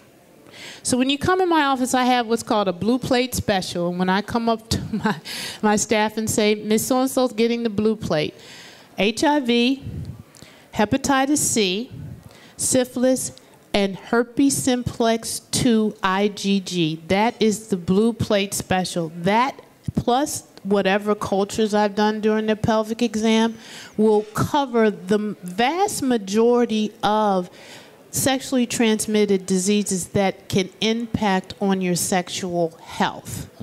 Someone during the break was asking me about HPV. Can HPV be cured? Viruses are funny things. Viruses go up into your nerve system and reactivate when you're stressed. So once you have HPV, you do not get rid of it. It is with you for the rest of your life. It may go away from your cervix, okay? But if you become stressed out, it comes back down the nerve cells and plants itself on your cervix. That's why once you have a high-grade cervical problem that's close to cervical cancer, you, even though your PAPs may be negative after your treatment, the recommendation is for 20 years you have to have your Pap smears. 20 years. If you are 65 years of age and you had an abnormality on your cervix that was precancerous and serious, you cannot stop having gynecological exams for 20 years.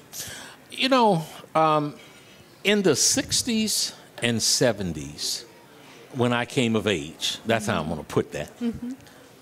I never even heard of herpes until it was in it was either the late 70s or the early 80s. Mm-hmm. And then there was a proliferation of hearing about this stuff that once you contract it, it never goes away.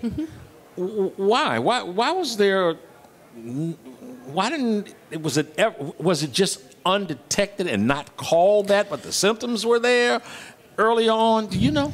Rock and you and I lived through the sexual revolution. I tell my patients, the young ones, y'all missed it. You know, you can't do what we used to do. I think that as people became more sexually active, these diseases cropped up. In the past, you did not have the remember, who was the one, the lady who actually was promoting female sexuality and had the magazine up in New York? Gloria Steinem?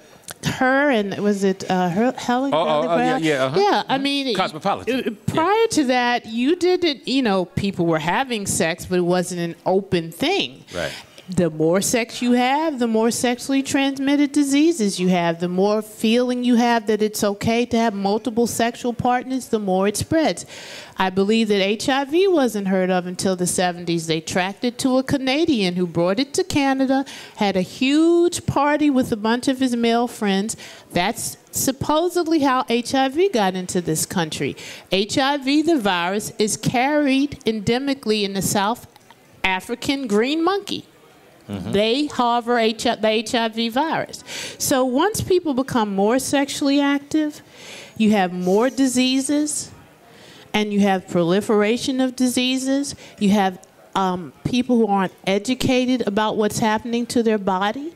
They are spreading the diseases, and that's how you see more disease. So it is in part as a result of the sexual revolution. Absolutely. Absolutely. I would say. Okay. Now, let me tell you what, back on Facebook promoting your visit here with us today.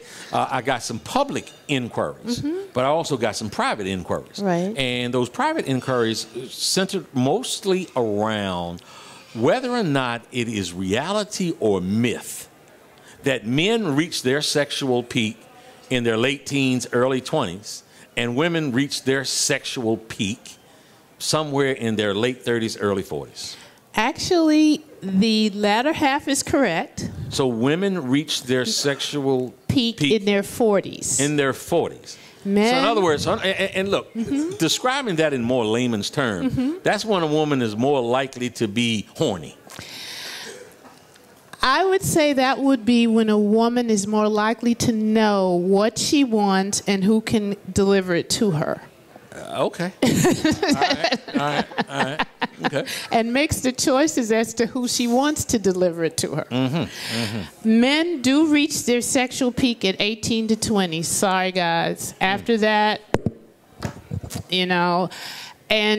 and oftentimes my patients will come in and they'll say, my significant other told me something must be wrong with me because I've never had an orgasm with him. And I say, there's nothing wrong with you. There's something wrong with your significant other because he doesn't know how to get you to orgasm. So you blaming the dude? Absolutely. Really? Absolutely. Oh, then I would ask the question, has she ever given herself an orgasm? Probably. Because she wasn't getting it from her partner.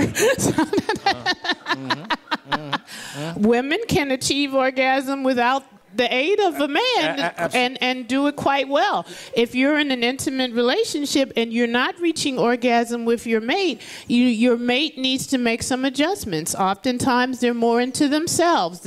Once they get satisfied, they're like, okay, you find your way to where you're supposed to be. That's not the type of intimacy I want. Yeah, so I once had a coach, and I mean, I even thought it was arcane thinking then. But his theory was, we start at the same time, and so I finish before you do, it ain't my fault. Yes, it is. And oftentimes, if you don't make some adjustments, she won't be with you much longer because she's going to find someone who was able to get her where she needs to be. There was a song that had the name Jody Riley was in it. You know, Jody might come in. Oh, absolutely. She was living out while you. Yeah, I know my guy you're talking about. He died of a stroke. Yeah. Johnny Taylor. Yeah, absolutely. So you said men reach their peak sort of early. Very early. Late teens. Very early. Early 20s. Yes. I remember Red Fox saying, I kind of want to take one of my earphones off. Red Fox said that there was one mistake that God made with the human body. And he said that whatever it was that God put in your ear, that when you pulled it down like this, that let it pop back up, he should have put that same thing in the man's penis. Absolutely. I think that's why you saw such a propagation of male erectile medication to help you guys in your latter years, because there is a deficit as you get older. And that's around the same time when your mate is having a peak in her sexual performance. So there's this disparity. And I think what happened, unfortunately, once you men found out that things could work better again, you started tipping a little bit and going toward necessarily younger women.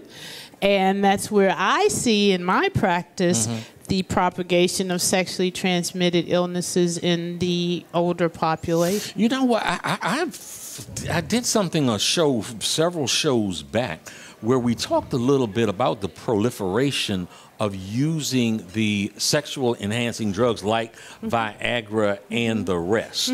And how many young men are starting to use it. I personally am aware of NBA players. It's almost like a drug of choice. The great journalist Tony Brown, many years ago, he opined that basketball players who go out and they just sweat for 48 minutes, that they were losing trace minerals and all the rest that was affecting their sexual performance. And I wonder, for example, if that's the case, because I was absolutely, I knew some, but then I was surprised to kind of hear the whisper of how many young men in their 20s, early 30s, are now turning to those drugs that enhance sexual performance.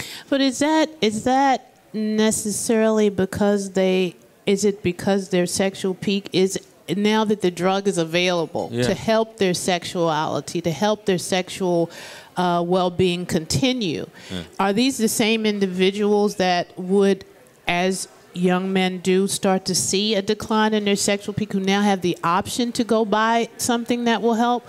Is that what is actually causing a bias in that study or that observation? Yeah. Perhaps, because, when you and I were coming around, you couldn't go buy Cialis or anything to help you out. If you got to 20 or 25 and you were having a decline in your sexual peak, you just had to kind of deal with it. I remember hearing the comedian George Wallace in Las Vegas.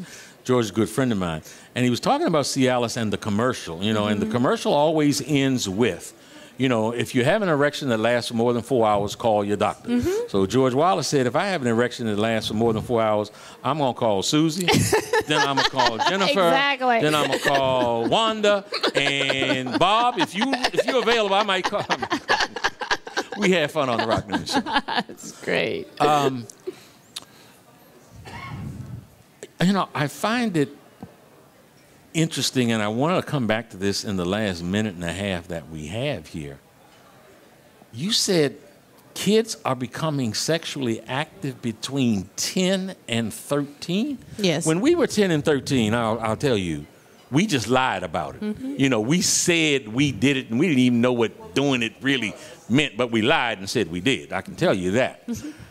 But 10 and 13 is the reality now? That is the reality. That's dangerous. That is dangerous. It is very dangerous because most of the time they're uneducated. You'd be surprised at the number of parents who'll bring their children into me and say, teach them about sexuality and teach them about sex and teach them. And I'm saying to myself, okay, in this hour visit, you want me to explain to your daughter who you've had for 12 or 13 years in your life about her sexuality and what she should and should not do, what she should expose herself to. I think there's a disparity in parenting.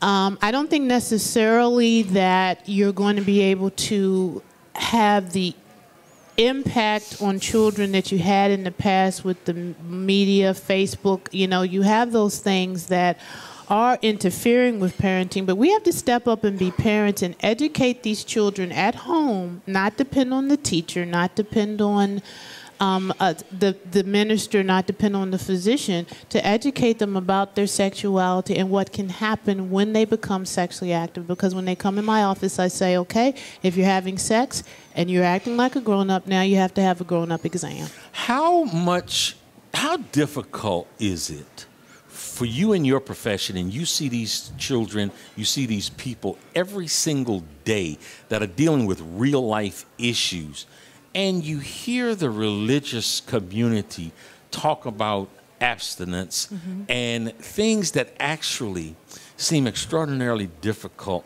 to apply in the real world? Well, I am very spiritual, very religious, but I deal with reality. I talk to my patients about spirituality, what I feel, is the best for them. I individualize. I understand the religious community. I understand what they're trying to advocate. There's nothing wrong with their approach.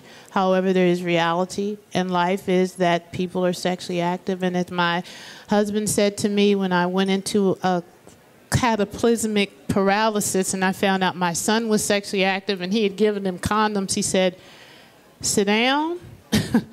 You have to realize now there's death out there, so I have to give him condoms to protect himself. This is reality. So reality is they must be protected. Reality is unwanted pregnancy must be prevented in our community. This is one of the things I harbor on. And I want to close by saying the old Michael Jackson song, listen to it. The one he says, if you want to get started something, if you listen real closely, he'll say, if you can't feed the baby, then don't have the baby. That's right. If you can't feed the baby, don't make the baby. Exactly. Thank you so much for joining us, Dr. Vaughn. You were absolutely fantastic. Folks, thank you so much for listening, for viewing. Coming up next, E. Scott Bolden. Right back on The Rock Newman Show after these messages.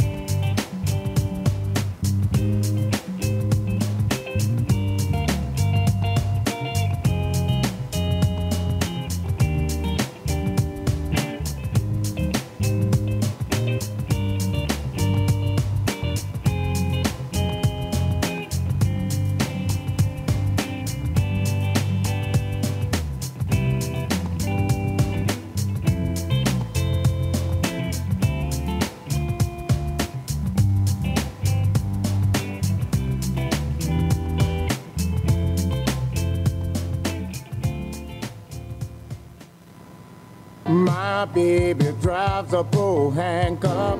The weekend is here, and no matter what the weather's like outside, you'll find the deals inside here in the beautiful showroom of the all-new Pohanka Hyundai in Capitol Heights during their giant Markdown Madness sale. Smart shoppers know that every new Hyundai in Pohanka comes with Hyundai Assurance and America's best 10-year, 100,000-mile powertrain warranty. But why don't you tell them about the Markdown sale, Joe? I'll be happy to, Kim. Folks, shop around on the web, and you'll see lease payments on a new 2013 Elantra GLS at $179 a month. Today at Pohanka Hyundai, $99 a month. That's right, a $99 payment on a brand new Elantra. And $89 a month on a new 2013 Accent GLS Automatic. How do they do it, Joe? It must be the volume, Kim. A brand new building, hundreds of new Hyundais, and Pohanka's low payment and easy credit programs are designed to get everybody driving. But you have to get here today. Rush to the giant Markdown Madness sale at exit 13 off the Capitol Beltway. Pohanka Hyundai, king of the Beltway.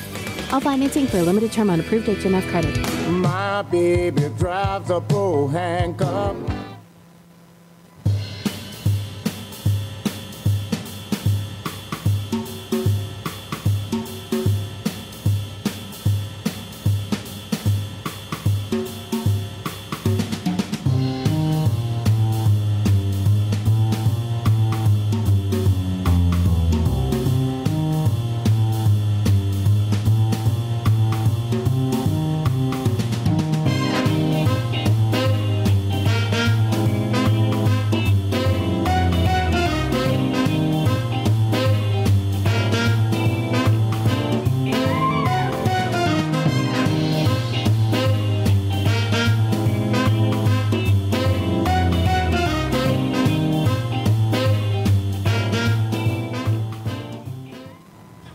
Hello to all my friends in the DMV. I am Rock Newman from the Rock Newman Show. I want to tell you about the MGM Grand National Harbor, the most exciting project to come to the District, Maryland, or Virginia in quite some time. You're going to have great fun. Come on down, support this project with all you have. It is going to be wonderful for the area. We're going to increase our tax base. We're going to get funding for the police department, for ambulance, for fire, for education. It is really a project that is going to benefit our area. Folks, we want to support in a very strong DMV kind of way this great project from the MGM Grand National Harbor.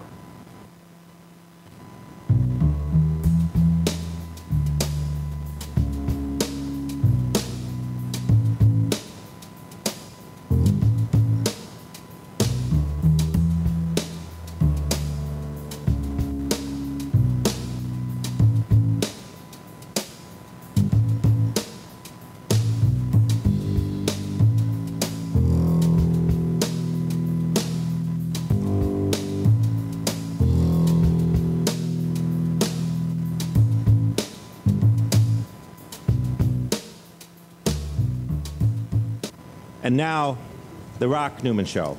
Folks, welcome back to The Rock Newman Show. Before I go to my guest this hour, A. Scott Bolden, described as the quintessential K Street lawyer, and many, many other ways, including that of a Washington, D.C. powerhouse. I want to share something with you all. The Rock Newman Show is working on a very, very interesting, and I think it's going to be impactful, Black History Month special. I'll tell you more about that. Just kind of want to tease you a little bit about it. But it has something to do with goings on of the over on the eastern shore of Maryland. And while I was over there this past week, I discovered a property.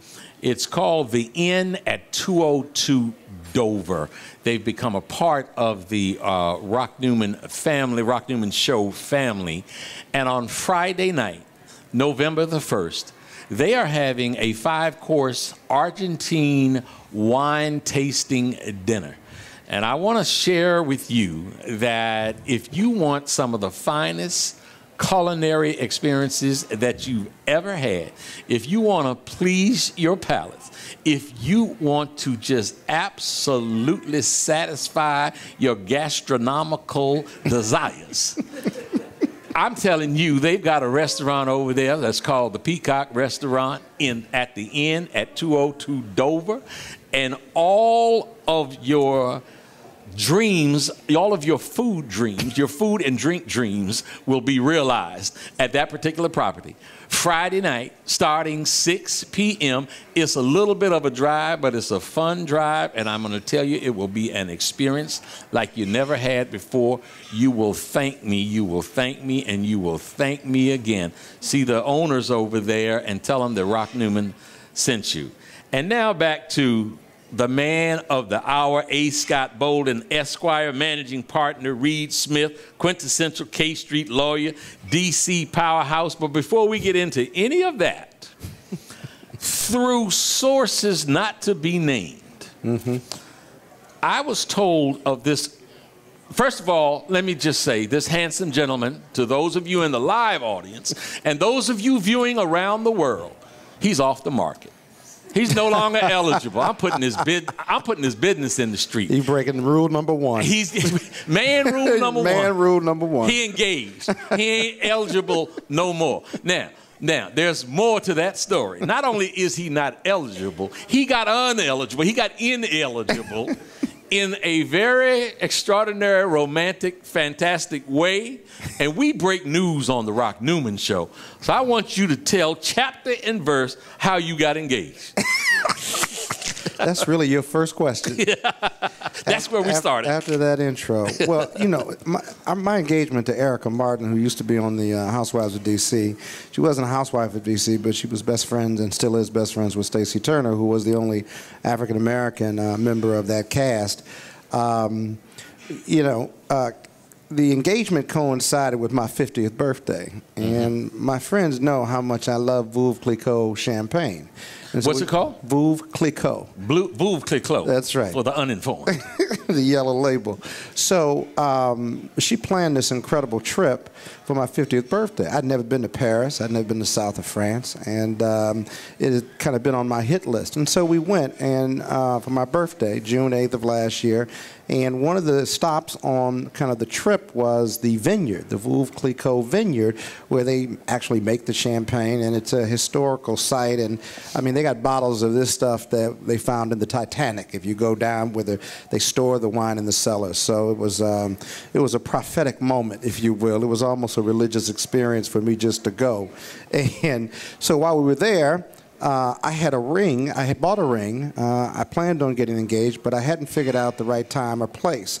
And so that seemed to be as good a place as any, because when you have this ring on you, and I kept thinking I had to get it through customs without her seeing it. Right. So I was hiding it. And then when we got to the room, I was still hiding it. Now, if she's like anybody else's woman or wife out here, you know, they have a sixth sense on. They just do. And eighth and I know, whether you acting wrong or acting right, they got a sixth sense.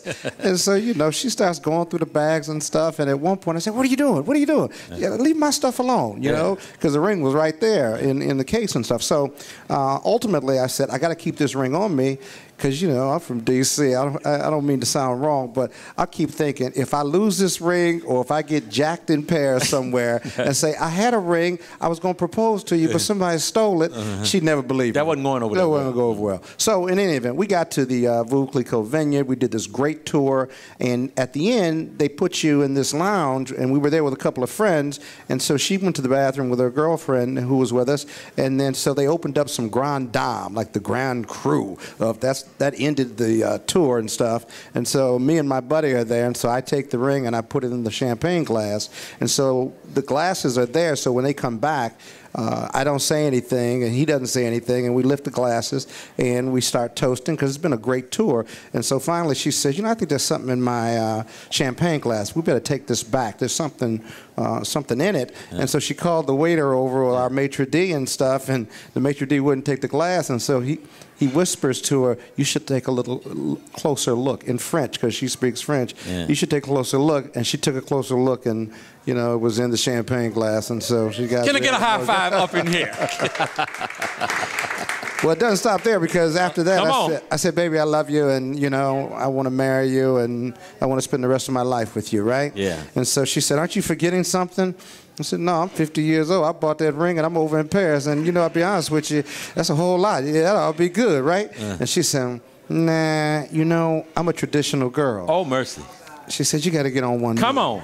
You got the genuflex. I said, can I do that later? Maybe back at the room or something. I'll get on one knee. She said, no, I want you to do it right now. I want A. Scott Bolton to get on one knee and ask me to marry him. I said, baby, you've been married once. I've been married once. We got to do that. We know how to drill on this thing is. You know, we're partners now. She said, you got to get on one ring. I said, you going to get a ring back? She said, no, but you got to get on one ring. And so I'm in one knee. Right. And so I got on one knee and proposed, and then she embraced, and it was complete. So that's the story. Scott, that's A. Scott Bolton. That's the first question, and that's the first answer. In case y'all wanted to know, Scott. Okay, let's go from that, from that glorious experience. You have had a cadre of clients that you've had to represent. It seems like when people get in trouble, one of the first people they call in the Washington, D.C. area, because of a sterling reputation that you have gained for admirably representing your clients, they call A. Scott Bolton. And you had a client that was a member of Washington's football team. We don't say the R word here at this table, if, you know, unless it slips out sometimes. But we try not to say that R word that we strongly believe should be changed and will be changed. But his name was Albert Hainsworth. And he was accused of fondling a waitress, and there was some sort of effort by the waitress to... Did she file a lawsuit against him? She did not. She did not. She did not, which was one of the more interesting points, prologue to the criminal case. So tell us about that. Albert Hainsworth perhaps is one of the more persona non grata individuals that ever played for that team. He came in, good for him. He made a rack of money, and people think that he made that money more laying down than he did playing the game. Tell us about that case. How did he come to you, and how did you handle that case? Well, you know, his business manager, real estate broker, when he came to Washington, was a good friends with a young woman who I used to date in New York. And while we were no longer dating, the three of us continued to be friends, and two of them lived in New York. And so I had met Albert when he first was signed by the Redskins. Two of them and Albert had come to a friend's birthday party. And so we left the birthday party with him and his friends, and I kind of took him around Washington socially that evening. We stopped at a couple clubs. We went out to Mark's club when he owned Love, had a great time. Really nice guy, quiet, rather shy actually. If you really want to know the truth about it, you probably would agree that a lot of celebrities that you socialize with or meet or work for or with, a lot of them are shy. They're not cocky or arrogant or aloof like maybe the media may portray them. Some are, but not all. And so he and I didn't really stay in touch. Every once in a while I get a text from him, and I text him back and stuff. He had a question about Washington and stuff. But other than that, I was a fan, actually. I was looking for big things to happen and looking for great things to happen with the team. And so I got a call at about 2 or 3 in the morning from his business manager. I didn't really pick it up until 6 or 7 in the morning. I was knocked out. But when I got up, returning that phone call connected me to him, his agent, as well as some of the team executives about what had occurred that morning at the W Hotel. And so, you know, when you first get involved in a case, the facts are fast moving. The first set of facts that you get from whether it's your client or the witnesses around you or their supporters or their team is probably not true, not accurate. Sure. I can't say true. It's not accurate. There's a lot of moving parts and stuff. And so the first thing was, even on the weekend, it was Sunday, getting everybody in one room and finding out what happened that night. You know, he was there with family members. He was at the W. Clearly, they had been socializing. We'd been celebrating someone's birthday. And the original allegation was that he had tried to pay his bill, and as part of paying his bill, he had put this credit card that he was going to use to pay the bill inside her scantily clad outfit, in her bra area, if you will. Near her breasts. Near her breasts, as we would say. And so you know, nobody really disagreed with that had occurred, and they were socialized, and there was a fair amount of liquor involved. But at some point in time, the evening turned wrong. That is, that the waitress became offended did and reported it to her managers, and the managers had a conversation with him and his entourage, and eventually they would leave. He wasn't under arrest, but he would come back. They asked him to come back because the police were there and they were going to open up an investigation. There was no violence associated with any of this. This was kind of like an incident that had kind of gone bad, if you will. Not justifying it whatsoever, but I'm going to put a pin in that thought about justification. And so he comes back, he's interviewed by the police, and they let him go. Some 3 to 4 weeks later, after many discussions with the U.S. Attorney, he's indicted on a misdemeanor, which is kind of unheard of, and he's accused of sexually abusing, excuse me, this waitress. Now, as negotiations would go, we prepared for trial, and, listen, as I said, the facts changed. Our best defense in that case became consent versus mistake. Mistake being that he never did that or she misunderstood, but it became consent for 2 reasons. One, we interviewed several witnesses that the waitress had talked to before, who confirmed that it was consensual, but she felt that it had gone too far. Again, not justifying it, but the 2 of them had some banter. She indicated it was okay to put the credit card there, and her allegation essentially was that he had gone too far. He had put it there, but it had gone too far. Well, I'm not sure how you split hairs. But the other interesting fact about that case, and this kind of turned the case in many respects. By the end, I don't think the government or the NFL or the Patriots, which were the team he was at the time, or his agent wanted us to try the case. We could have won that case, actually. I'm about to tell you why. We could have won that case, but we would have spent 3 to 5 days arguing about consensual touching in a public place by an NFL football player. And so you can understand the PR ramifications of that. What we would learn through subpoenas is that in the W Hotel Employment Manual, the waitresses who work the upstairs rooftop as well as other parts of the restaurant. Well, just to give you a kind of visual, it's the restaurant here in Washington, D.C. When you go up on the rooftop, it actually looks over into the courtyard and the grounds of the White House. That's right, it does, and Treasury, Treasury, okay? But this is an employment manual for all W folks, W employees, at least who work at this hotel, and it says that you are to encourage and socialize with high-profile individuals to encourage larger tips, if you will. And so if that's the case, and that was the case, coupled with the individuals who we had talked to who said that she said it was consensual, but he had gone too far, that's more than enough to fully defend. And so ultimately, the case resolved itself. It was ultimately dismissed, and no civil suit was filed.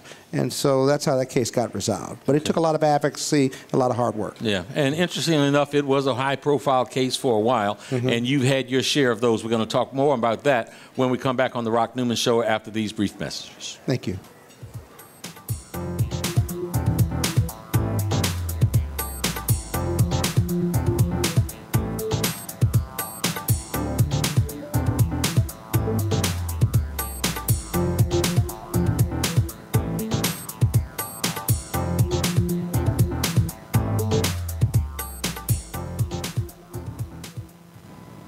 My baby drives a pro handcuff.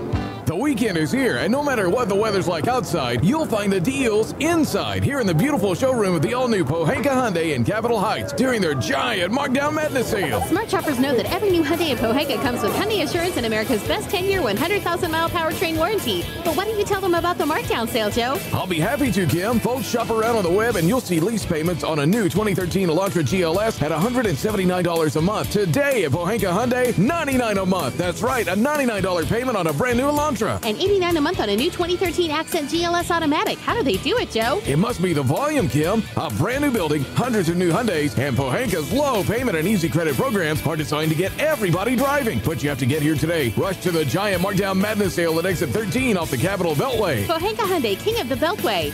All financing for a limited term on approved HMF credit. My baby drives a pro handcuff.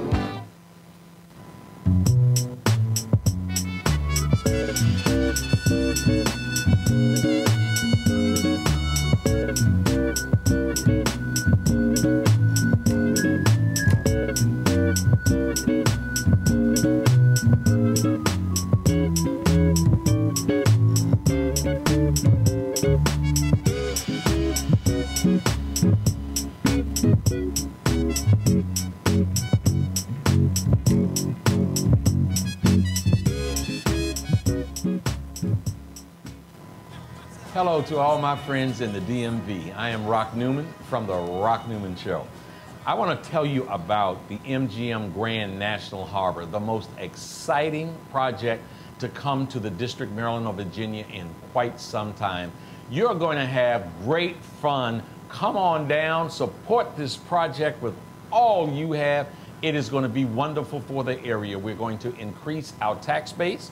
We're going to get funding for the police department, for ambulance, for fire, for education. It is really a project that is going to benefit our area. Folks, we want to support in a very strong DMV kind of way this great project from the MGM Grand National Harbor.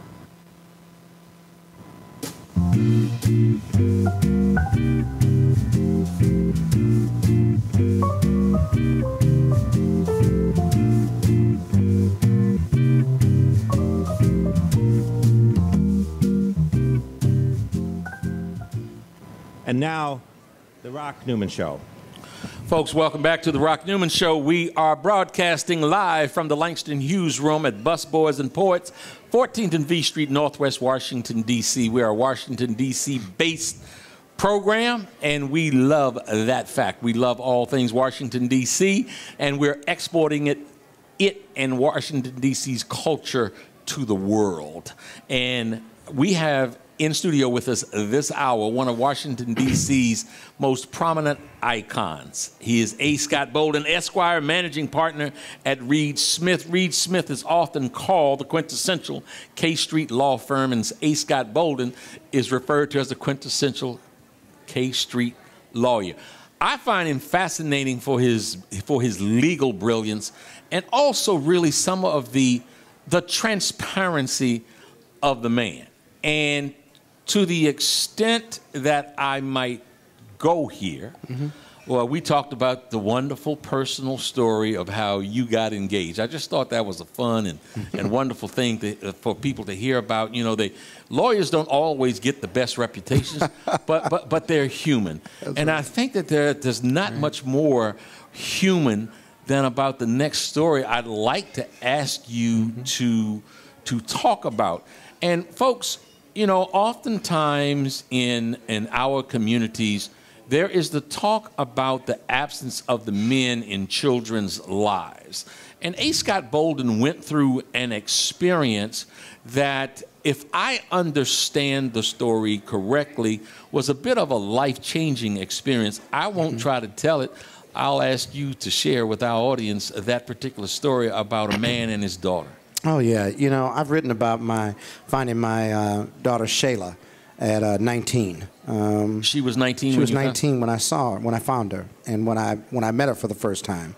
I had a relationship with a young woman while I was in the fraternity at Morehouse, and while she and I were not a one-on-one committed relationship, I was aware that she had gotten pregnant, and I had reason to believe that I was not the father, and I was told at one point that I was not the father. Told by the mother? By the mother, okay? And I was also told that it didn't matter because she was not going to have the child. And, I mean, for a young man at 19 years old at Morehouse College, you know, that's kind of a lot to sort through. Again, no excuses, but my understanding as I left school my sophomore year that there was going to not be an issue whatsoever.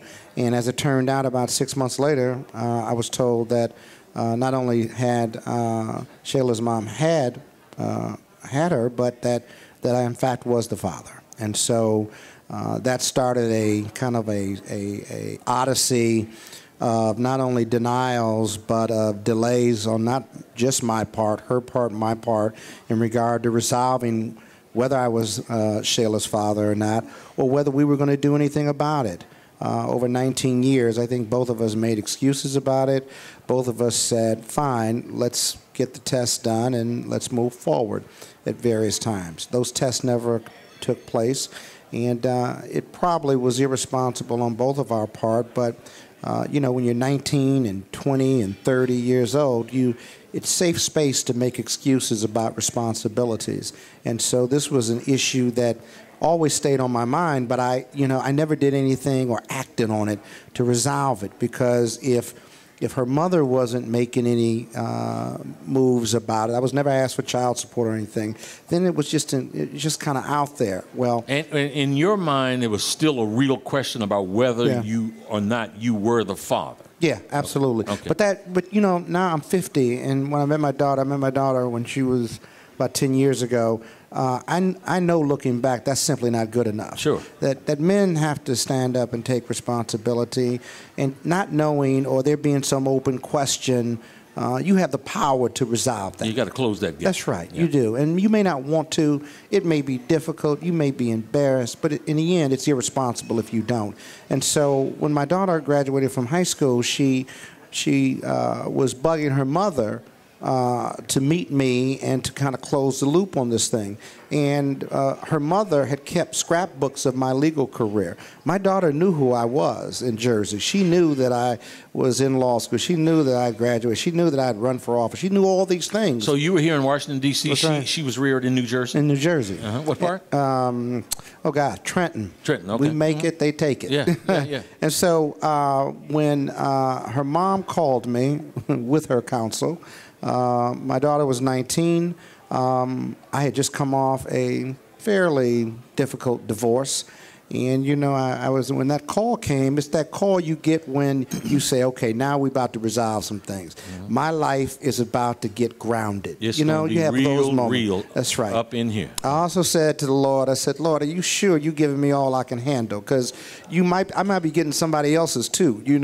Just give me what I can handle. Right. And so he said, no, this is all you. You don't put it off. Mm-hmm. And now, you finish with the divorce because you want to be a super lawyer in Washington, and now you're going to close the loop on this because, we tee up everything in our life. We really do. Everything that's in your life that's good, bad, or ugly, you teed it up. Yeah. If you think about it, you teed it up. You created your own demons, and I certainly created my share in my life. And so we took the test. I was confirmed to be her father, and then, by then I had a long talk with my dad, who said, bolden men don't leave their kids, and you're not the first or the last man who's had this experience in our community or any community, and so now it's time to man up and do what you're supposed to do, because, boy, I raised you better than that, now that we know and now that you've shared this with me. And so you took the test. Mm-hmm. Had you met her by this time? No, not at all. I still hadn't met. You took the test. You still hadn't met. I hadn't met her. So then after taking the test and confirming paternity, then I start saying, I want to be in her life. I want to meet her. I've got 19 years to catch up. I'll never catch up on that. But if this is my daughter, this is my family, I got to be responsible, but I got to fall in love with this young woman who's my daughter. Now, naturally, if she's mine, there's a natural love there. Sure. But this relationship has got to get developed, and it's got to put some time in. It just doesn't happen by osmosis, and with the grace of God, it happens. But I want to have a relationship. I call it guilt, call it love, call it responsibility. Whatever it is, I've got to see my daughter. Sure. Well, they kept putting off me seeing my daughter. I mean, about a month or two. I kept saying, listen, I can be in Trenton this weekend, or you all can come to Washington. No problem. Yeah. I'm here now. 3 hour drive. That's right. 3 hour drive at the most. So a couple months went by, and so finally, I got a call from her mom, her mom was pregnant at 19 when she had her, and I got a call from her mom saying that my daughter Shayla, who was 19, was pregnant, and she did not want to meet me while she was pregnant, and so that was the delay. And so I told her mom, I said, let me tell you something. This has been 19 years. Whether her belly is swollen or not, whether she's got a love child with whomever in her belly, I've got to see her. Yeah. And quite frankly, she needs me now more than ever.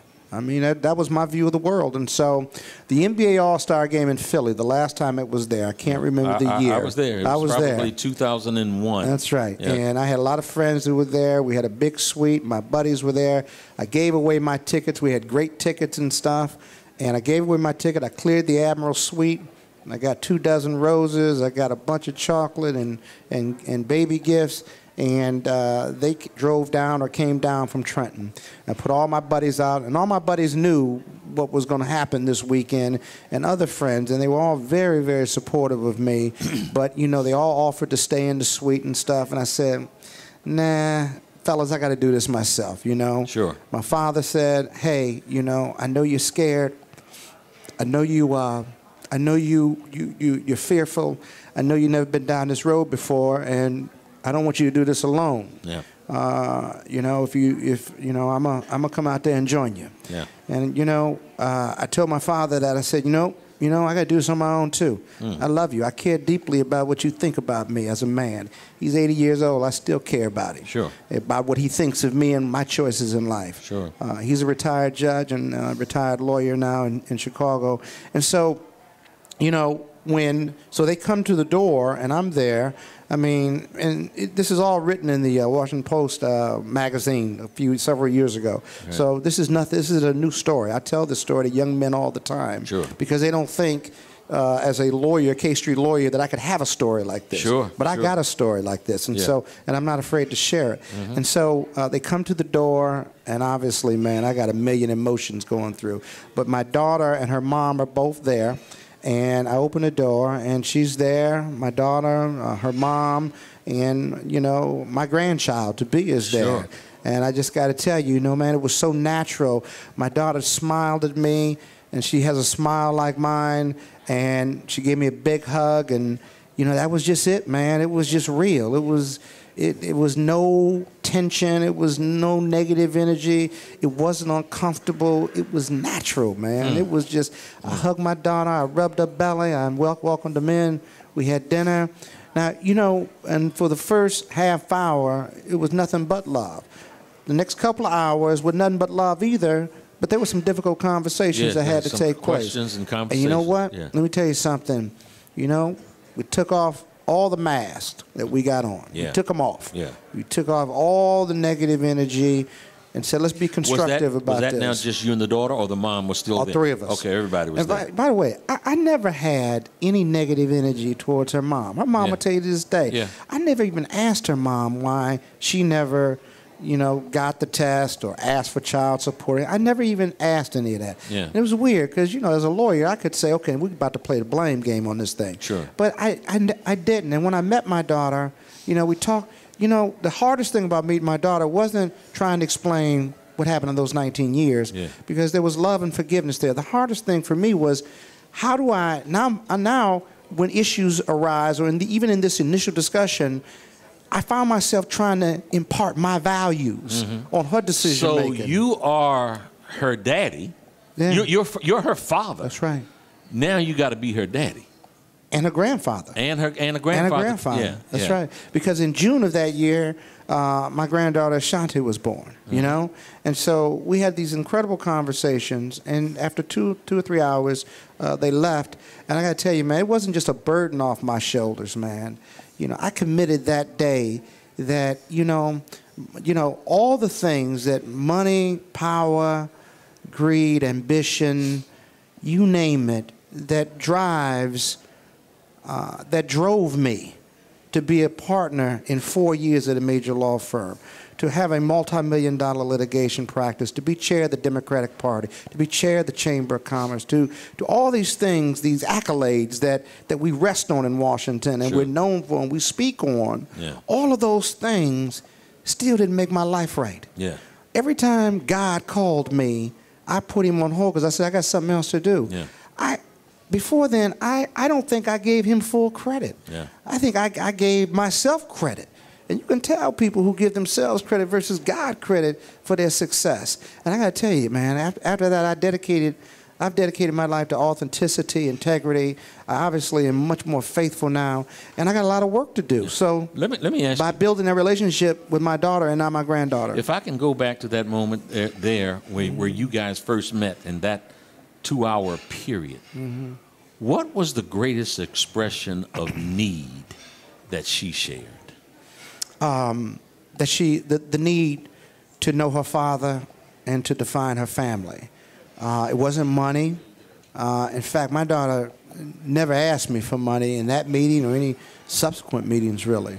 She wanted to know who her father was. You know, sociologists and family therapists say daughters define themselves by who their father is. Yeah. And it has a significant impact on them if they don't know who their father is. Sure. And so I told my daughter, I said, you know, I haven't been here for 19 years, but I desperately want to be in your life going forward. I want to love you. I want to be there for you.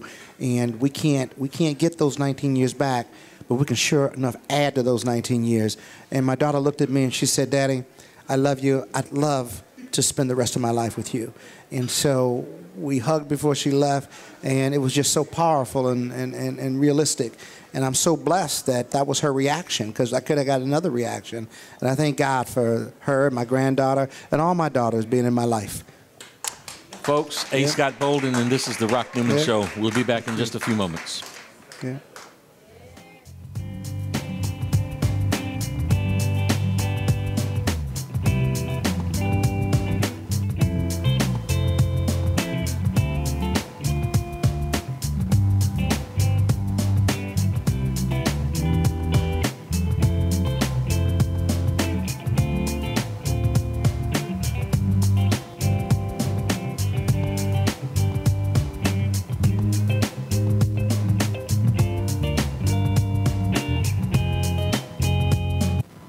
This is Leprechaun Tim Pohanka from Pohanka Nissan and Pohanka Hyundai. It's hard to be down on your luck when you're Virginia's first choice for new Nissan and Hyundais, but I need to sell 60 cars this week. Right now, I'll pay you big bucks for your good luck. Bring down any good luck charm you've gotten based on the sale price of the car you choose. I'll give you up to $4,777 off any nicer, newer car this week. Today, your lucky penny is worth plenty, up to $4,777 off any nicer, newer car you want. Stop moping and hoping you'll get approved. With my For the People credit approval process, the banks are looking to get lucky and lend to you, even if you've been turned down before. Bring me any good luck charm and I'll give you up to $4,777 off any nicer, newer car today. Hurry, once I get rid of 60 cars, the luck runs out. All offers require bank approval, so call us at 1-800-POHANKA, visit Pohanka Nissan and Pohanka Hyundai on Route 1 in Fredericksburg, or better yet, log on to TimPohankaForThePeople.com. And when we make a deal, I promise it'll be your lucky day. I'm Tim Pohanka, and I'm a leprechaun for the people.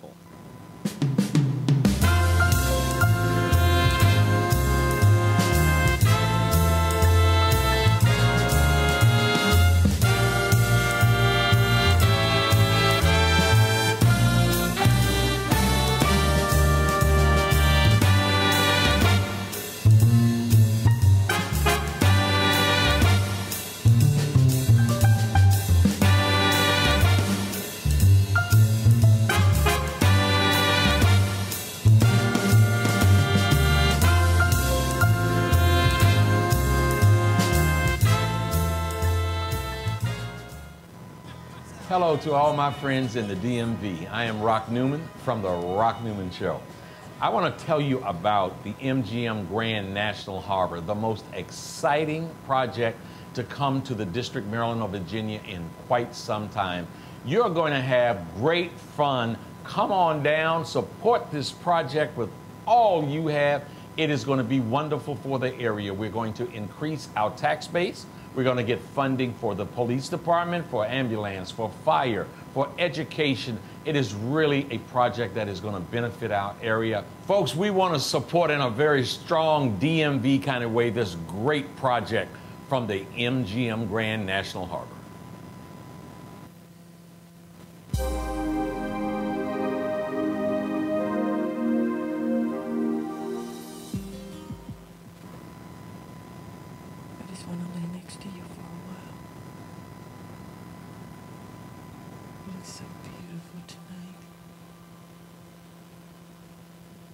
And now, the Rock Newman Show.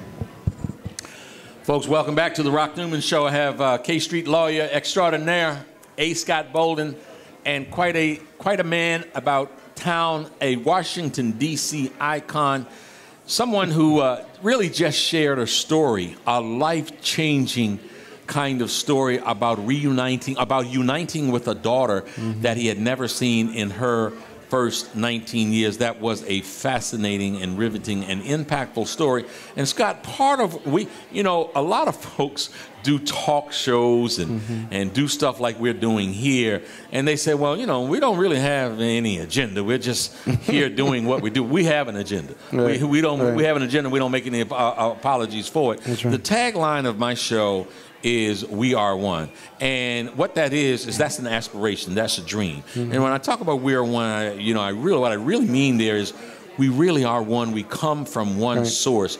I recognize that we are not at that status yet. So it's an aspirational tagline, and each day we try to make the world a little better place to live. And I just want to say to you that the story that you told is the kind of stories that I believe that help make an impact to make the world a little better place to live. Sure. I would say this, Rock. If there's one message in my story, and I share it all over the country when I've given the opportunity, that the message to young men, no matter how old you are, you can be 18, you can be 40, if you don't know, if there's some question, or and you're in denial because you and your baby's mother are not on the same page for whatever reason, it's irrelevant. It really is. It's irrelevant. And I know it's hard for young men generally to accept responsibility and to separate their children and the responsibilities that go with that as men and as fathers from their relationship with the mother. It's difficult, I know, but you got to do it. And you may not have the faculties to do it, but you ought to get help to do it, because that relationship with your kids, your daughters or your son, one, they need you. Two, you're going to define how they are and how they grow up as adults. But three, and most importantly, it is the most powerful and rewarding relationship God has blessed us with. You're missing that. You're missing that when you don't separate and define your relationship with your kids. Your absence will have impact. And so I don't think you can be faithful, spiritual, or have a relationship with a higher being, whatever you call him, God, Yahweh, Allah, and not accept that responsibility. For me, it came later. It's never too late. Sure. My daughter would tell me, it's never too late, Daddy. And we've got a thriving relationship now. It's as imperfect as any father and daughter relationship would be, but it's rooted in love, man. And it's so powerful, such a powerful blessing for it to be rooted in love, given what we've been through as a family. And so I work on it every day. So, and you talked about what are your accomplishments, what have been your involvements as head of the DNC chair, running for various offices, Chamber of Commerce. You've got a resume, and it is an extraordinarily impressive one. But it was that experience with your daughter if I'm hearing you correctly, it opened up a chamber in your heart, if you will, expanded who you are. You were a great and successful businessman, but that experience has helped make you a better person. Absolutely. Better person and better lawyer and better businessman. Because, Rock, I'll tell you, since that time, and my critics would argue against this, but my approach in my professional approach, my business, representing clients and stuff, let me tell you something, man. I am so authentic with them now. I mean, sure, I still get accused of being having quite an ego and being very ambitious and being my arrogance is legendary, if you will. Yeah. I got that part.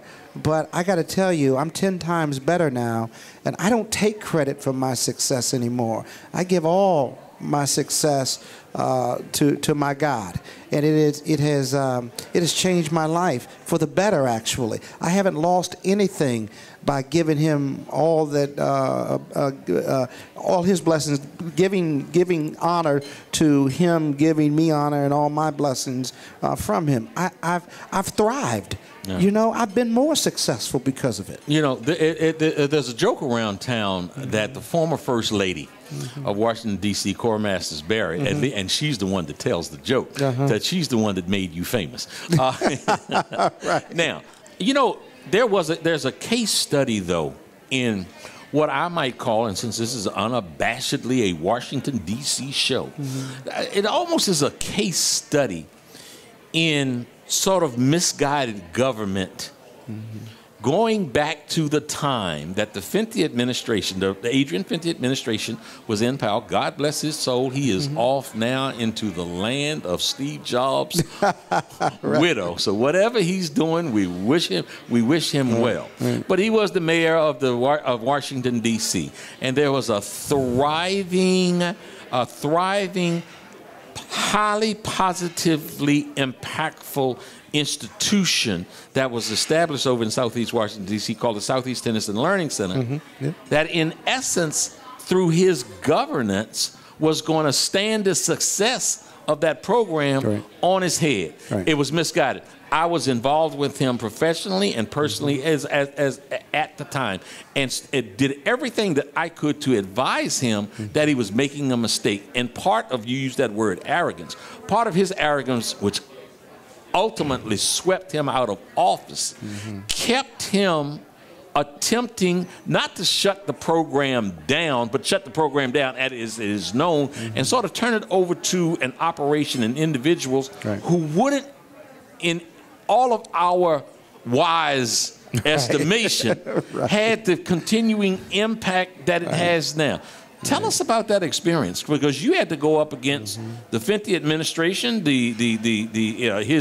his attorney general at the time. Tell us about that experience.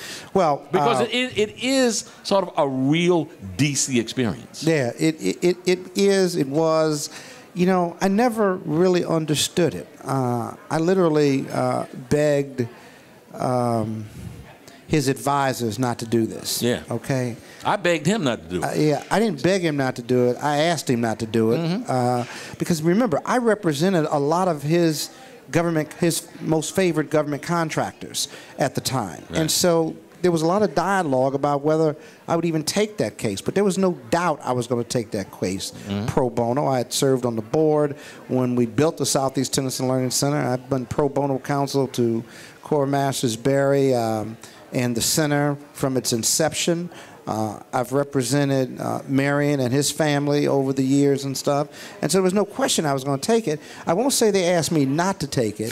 They just kind of encouraged me not to take it. Let me just say that. And I remember telling one of their advisors, I said, you know, I've never commented on you all's leadership in the city. Why are you commenting on my legal representation? Yeah. And that kind of ended the story right there. But, you know, it was so unnecessary. It was gratuitous. And you know, this the center and the Recreation Wish List Committee that supports the center, they built it, they gave it to the city. You got black kids on computers and connecting it to tennis, and you've got nationwide support. And a lot of African American women, powerful or not, support Cora and this mission of passion of, you know, first time I went to the center, you see these black families walking down the street with tennis rackets coming to the tennis center. Yeah. You ain't seen that in that neighborhood or in Southeast ever. And they cannot continue to participate with the tennis racket unless they get the grades right. That's right. Yeah. And they get on that computer and do that homework and stuff. And so the need for that program was just incredible. And to argue that they didn't have a lease, to argue that their lease had expired, and to argue that their corporate their incorporation papers had expired, which, by the way, that happens all the time. And under the law, you refile your papers, you pay $20 or whatever much it is, and it is what we call nunc pro tunc, is if you had filed before. So once they corrected their paperwork and stuff, there was really no reason to let them to force them out of their lease. But the administration seemed to be hell bent on it. I begged the Attorney General not to litigate the matter. I was prepared to file my TRO, and before I filed, I never will forget, I called the Attorney General's office, I spoke to their lead litigator, I tried to get to Nathan and said, I'm about to file this TRO. Don't do it. Let's settle. Let's work it out. Let's resolve it. And there was silence on the other end of the line. And you know, as my mother used to say, she's not with us anymore, But she used to say to my father, you know, sometimes you just got to take them out behind the barn and beat their you know what. You can't talk sense into to idiots, basically. And so we filed the papers. They would call me back and say they needed time to respond and stuff, and that was fine so long as they weren't going to send the marshals in there to move the wish list out of this center. And remember now, what they didn't know was that 75% or more of everything that's in the Southeast Tennyson Learning Center was provided by the wish list committee or their vendors like Reebok and Nike and others. And so if you went through, and we did this, we went through and tagged everything that was owned or provided by the Recreation Wish List Committee.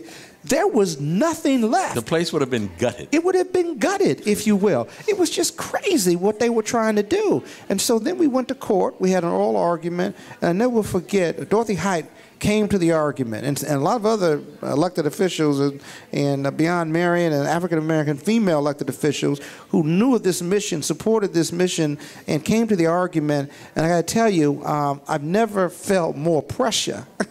No matter how good people think I am or am not or may or may not be, I got to tell you, with Dorothy Height there, you don't want to sit. You don't want to be the one that's going to be the one that's just trying some kind of a case. That's right. That's going to disappoint Dorothy Height. That's right. You're talking about a moral authority. And have those kids thrown out of that center. My. I got to tell you, though. And so, you know, I was just in a zone. Yeah. I mean, people were trying to talk to me outside the courtroom and stuff, and I was just sitting there like this.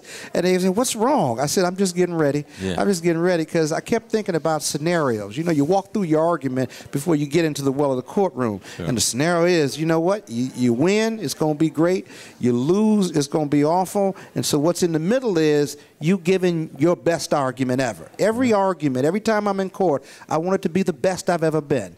Because what you've done lately is all is prologue. It's all past and stuff. And so whether it's pro bono or $800 an hour, you get 1,000%, and it's going to be the best argument and the best presentation I've ever given you. And hopefully every lawyer feels that way. And so I actually started slow. You know, I'm much better a counterpuncher in court than I am, you know, as the kind of the moving party. But it picked up quickly because the judge had a lot of questions. And in the end, the judge said, well, they got something over there. They may not have I don't know if they got a lease or not, but they're in the space. They only took up like 1,000 feet anyway, quite frankly. That was the lease, 1,000 feet. And so eventually, so the court ruled from the bench in our favor and allowed them to stay. A week later, the administration came over to do the walkthrough, and we had tagged everything that was the wish list committees. And so they would, I think it was like 80 or 90%. And so what we wound up doing, because once you won the hearing, you have another hearing called preliminary injunction. Well, both sides walked away from that, and they modified the lease without any substantive changes to it. When it was all said and done, all it said was we would do in our best efforts if we have any disagreements going forward. That was essentially the change in the agreement and stuff. And so I look back at my legal career, and that's the one case, and it was a high-profile matter, a lot of pressure. We won. God bless us for winning. Thank the Lord for it. But when you look back at your legal cases and representation, you still want to have merit to it, or that you made a difference, or that what you did, this case was about something. Well, sure, it was about the kids and righteousness and the values and expanding education, tennis, and the Williams sisters' support of the center and all that. But from a legal standpoint, I still can't put my finger on why it was necessary, why I spent hundreds of hours keeping a program in place that was powerful on its face. It made no sense. And to this day, it still doesn't make sense. But to this day, the Wish List Committee is there. They're getting an award tonight at the D.C. Chamber Gala. God bless them. And congratulations to Cora, who was the visionary and founder behind it. But that was one of my favorite cases. But the time spent, I will never figure out why the government made me do that. Yeah. And, you know, when they talk about the divine forces moving in very mysterious ways, ultimately, what I said, and I just will do this from this D.C.-based show talking about Washington, D.C. stuff. What I said to Adrian Fenty at the time, I said, Adrian, you are going to run into a public relations tsunami. Do you know the impact of this? And I mean, talking about the right thing to do would be to keep that center as it is, surviving, not only surviving, but help it thrive. That's one thing. And then let's get selfish, because I'm still a supporter of him at that time. And now we're going to talk about your political career, because this is could be the albatross. This could be the anchor that sinks your boat. And ultimately, it was a microcosm of just what sunk his boat. Yeah, because you know, listen, Dorothy Heights' leadership and legacy of leadership didn't just appeal to black people in Southeast or black communities of color or communities of color around this country. I mean, let me tell you something. Her legacy of leadership is by all folks of all colors and races and gender. And so I got to tell you, the lack of respect felt by many, including Dorothy Height, Cora Masters Berry, elected officials on the Hill, because remember, they were trying to get a meeting with him and Maya Angelou and others, and those meetings would not take place or did not take place for whatever reason. I'll just leave it like that. You know, people looked at that as, and people that don't look like us look at that and say, my goodness, he is disrespecting his own legacy of leadership and legacy of leaders, and how can we trust that leadership if his own community can't trust him, if you will? I think it had an impact on the re-election. I really do, and I'm a supporter. I'll be the first one. I'm a supporter of Adrian Fenty's. I don't know who I voted for, because I just don't remember. But I was a supporter because I did well by that administration. I think he did some great things for the city. But these decisions that were gratuitous and did not make sense were a problem, and I think in the end that cost him the election. You know, as we talk about D.C. things here, you mentioned earlier representing Marion Barry. Marion Barry is in failing health. I saw Marion recently, and he clearly is in failing health. You and I could go on for another 3 hours. You got, my show ends in 2 more minutes. You got an extraordinarily busy day. But in the 2 minutes that we have left, give us a Scott Bolden version of who Marion Barry is and what he's meant to the city. Well, I think he's been a powerful figure, and has his stamp of leadership has been in every part of this city, regardless of what you think about him, whether you like him, you don't like him. He is Washington in a very powerful way. That's the first thing. You know, I've represented him and his family over the years, not as often as Fred Cook has, but I remember just when Marion calls, you know, I'm on K Street, and so many African-American lawyers are on K Street.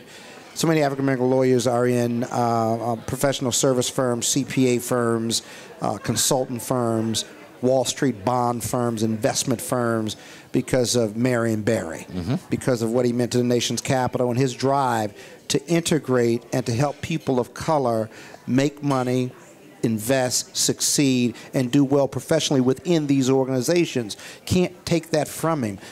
I segment that with the arrest and the video, personal frailties, and all the personal frailties and so forth and so on. Got that part, but his legacy of leadership remains, and he may be on the council. You're right; he's failing health. I think ultimately the diabetes is going to catch up with him, like it does with all of us if you suffer from it. But we can never forget. And Marion doesn't remind you, quite frankly, maybe privately he does, but not publicly. But he's had a powerful impact on black professionals in this city, and good, bad, or ugly, in the end, political scientists all over this country are going to study and teach his political comeback and his political legacy and his political leadership. Two things. If A. Scott Bolden had not been an extraordinarily successful lawyer, what else would you have wanted to do? And at some point in time, we all meet that time, you know, thou dash. We're living the dash now, but when that dash comes to an end, how A. Scott Bolden want to be remembered? You know, I'd be an actor. That's all I do in the courtroom. I love drama, and I couldn't go to performing arts because it was not academic enough. My father was a lawyer and retired judge. My mom was a college professor, administrator, and so they would have supported me in doing it, but I knew deep down it wasn't academic enough. So being a trial lawyer, like my dad was, and going to courtrooms with him over the years, I chose that because, you know, in the well of the courtroom, you're still performing. Yeah. So you get the academic and the performance. I think as far as being remembered, you know, this is probably overused, but I agree with what Martin Luther King Jr. said. I want to be remembered for helping somebody, not just wealthy people, but all people, poor people, people that I can make a difference in their lives. And then lastly, all of us should want this, that in the end, did we leave this place, this community, better off than we found it? Yeah. Because that's when you're going to make the difference in your corner, your community, your home, your city, this world. And Morehouse Legacy of Leadership says that you're born to lead, not just to get a degree. Yeah. And you're born to vote, but you got to make a difference. And so that's my goal every day, professionally or in the community. I want to make a difference, whether it's difficult or not. I want to make a difference, and that's what I want to be remembered by, the differences I made. And you make a difference. All right, man. Thank you so much for Thank coming you, on the Rock. Rock Newman Show. Absolutely. God bless you. Thank you. All right. Folks, that wraps us up today. We'll hope to see you next week, same time, same place. In the meantime, make your dash count. God bless you.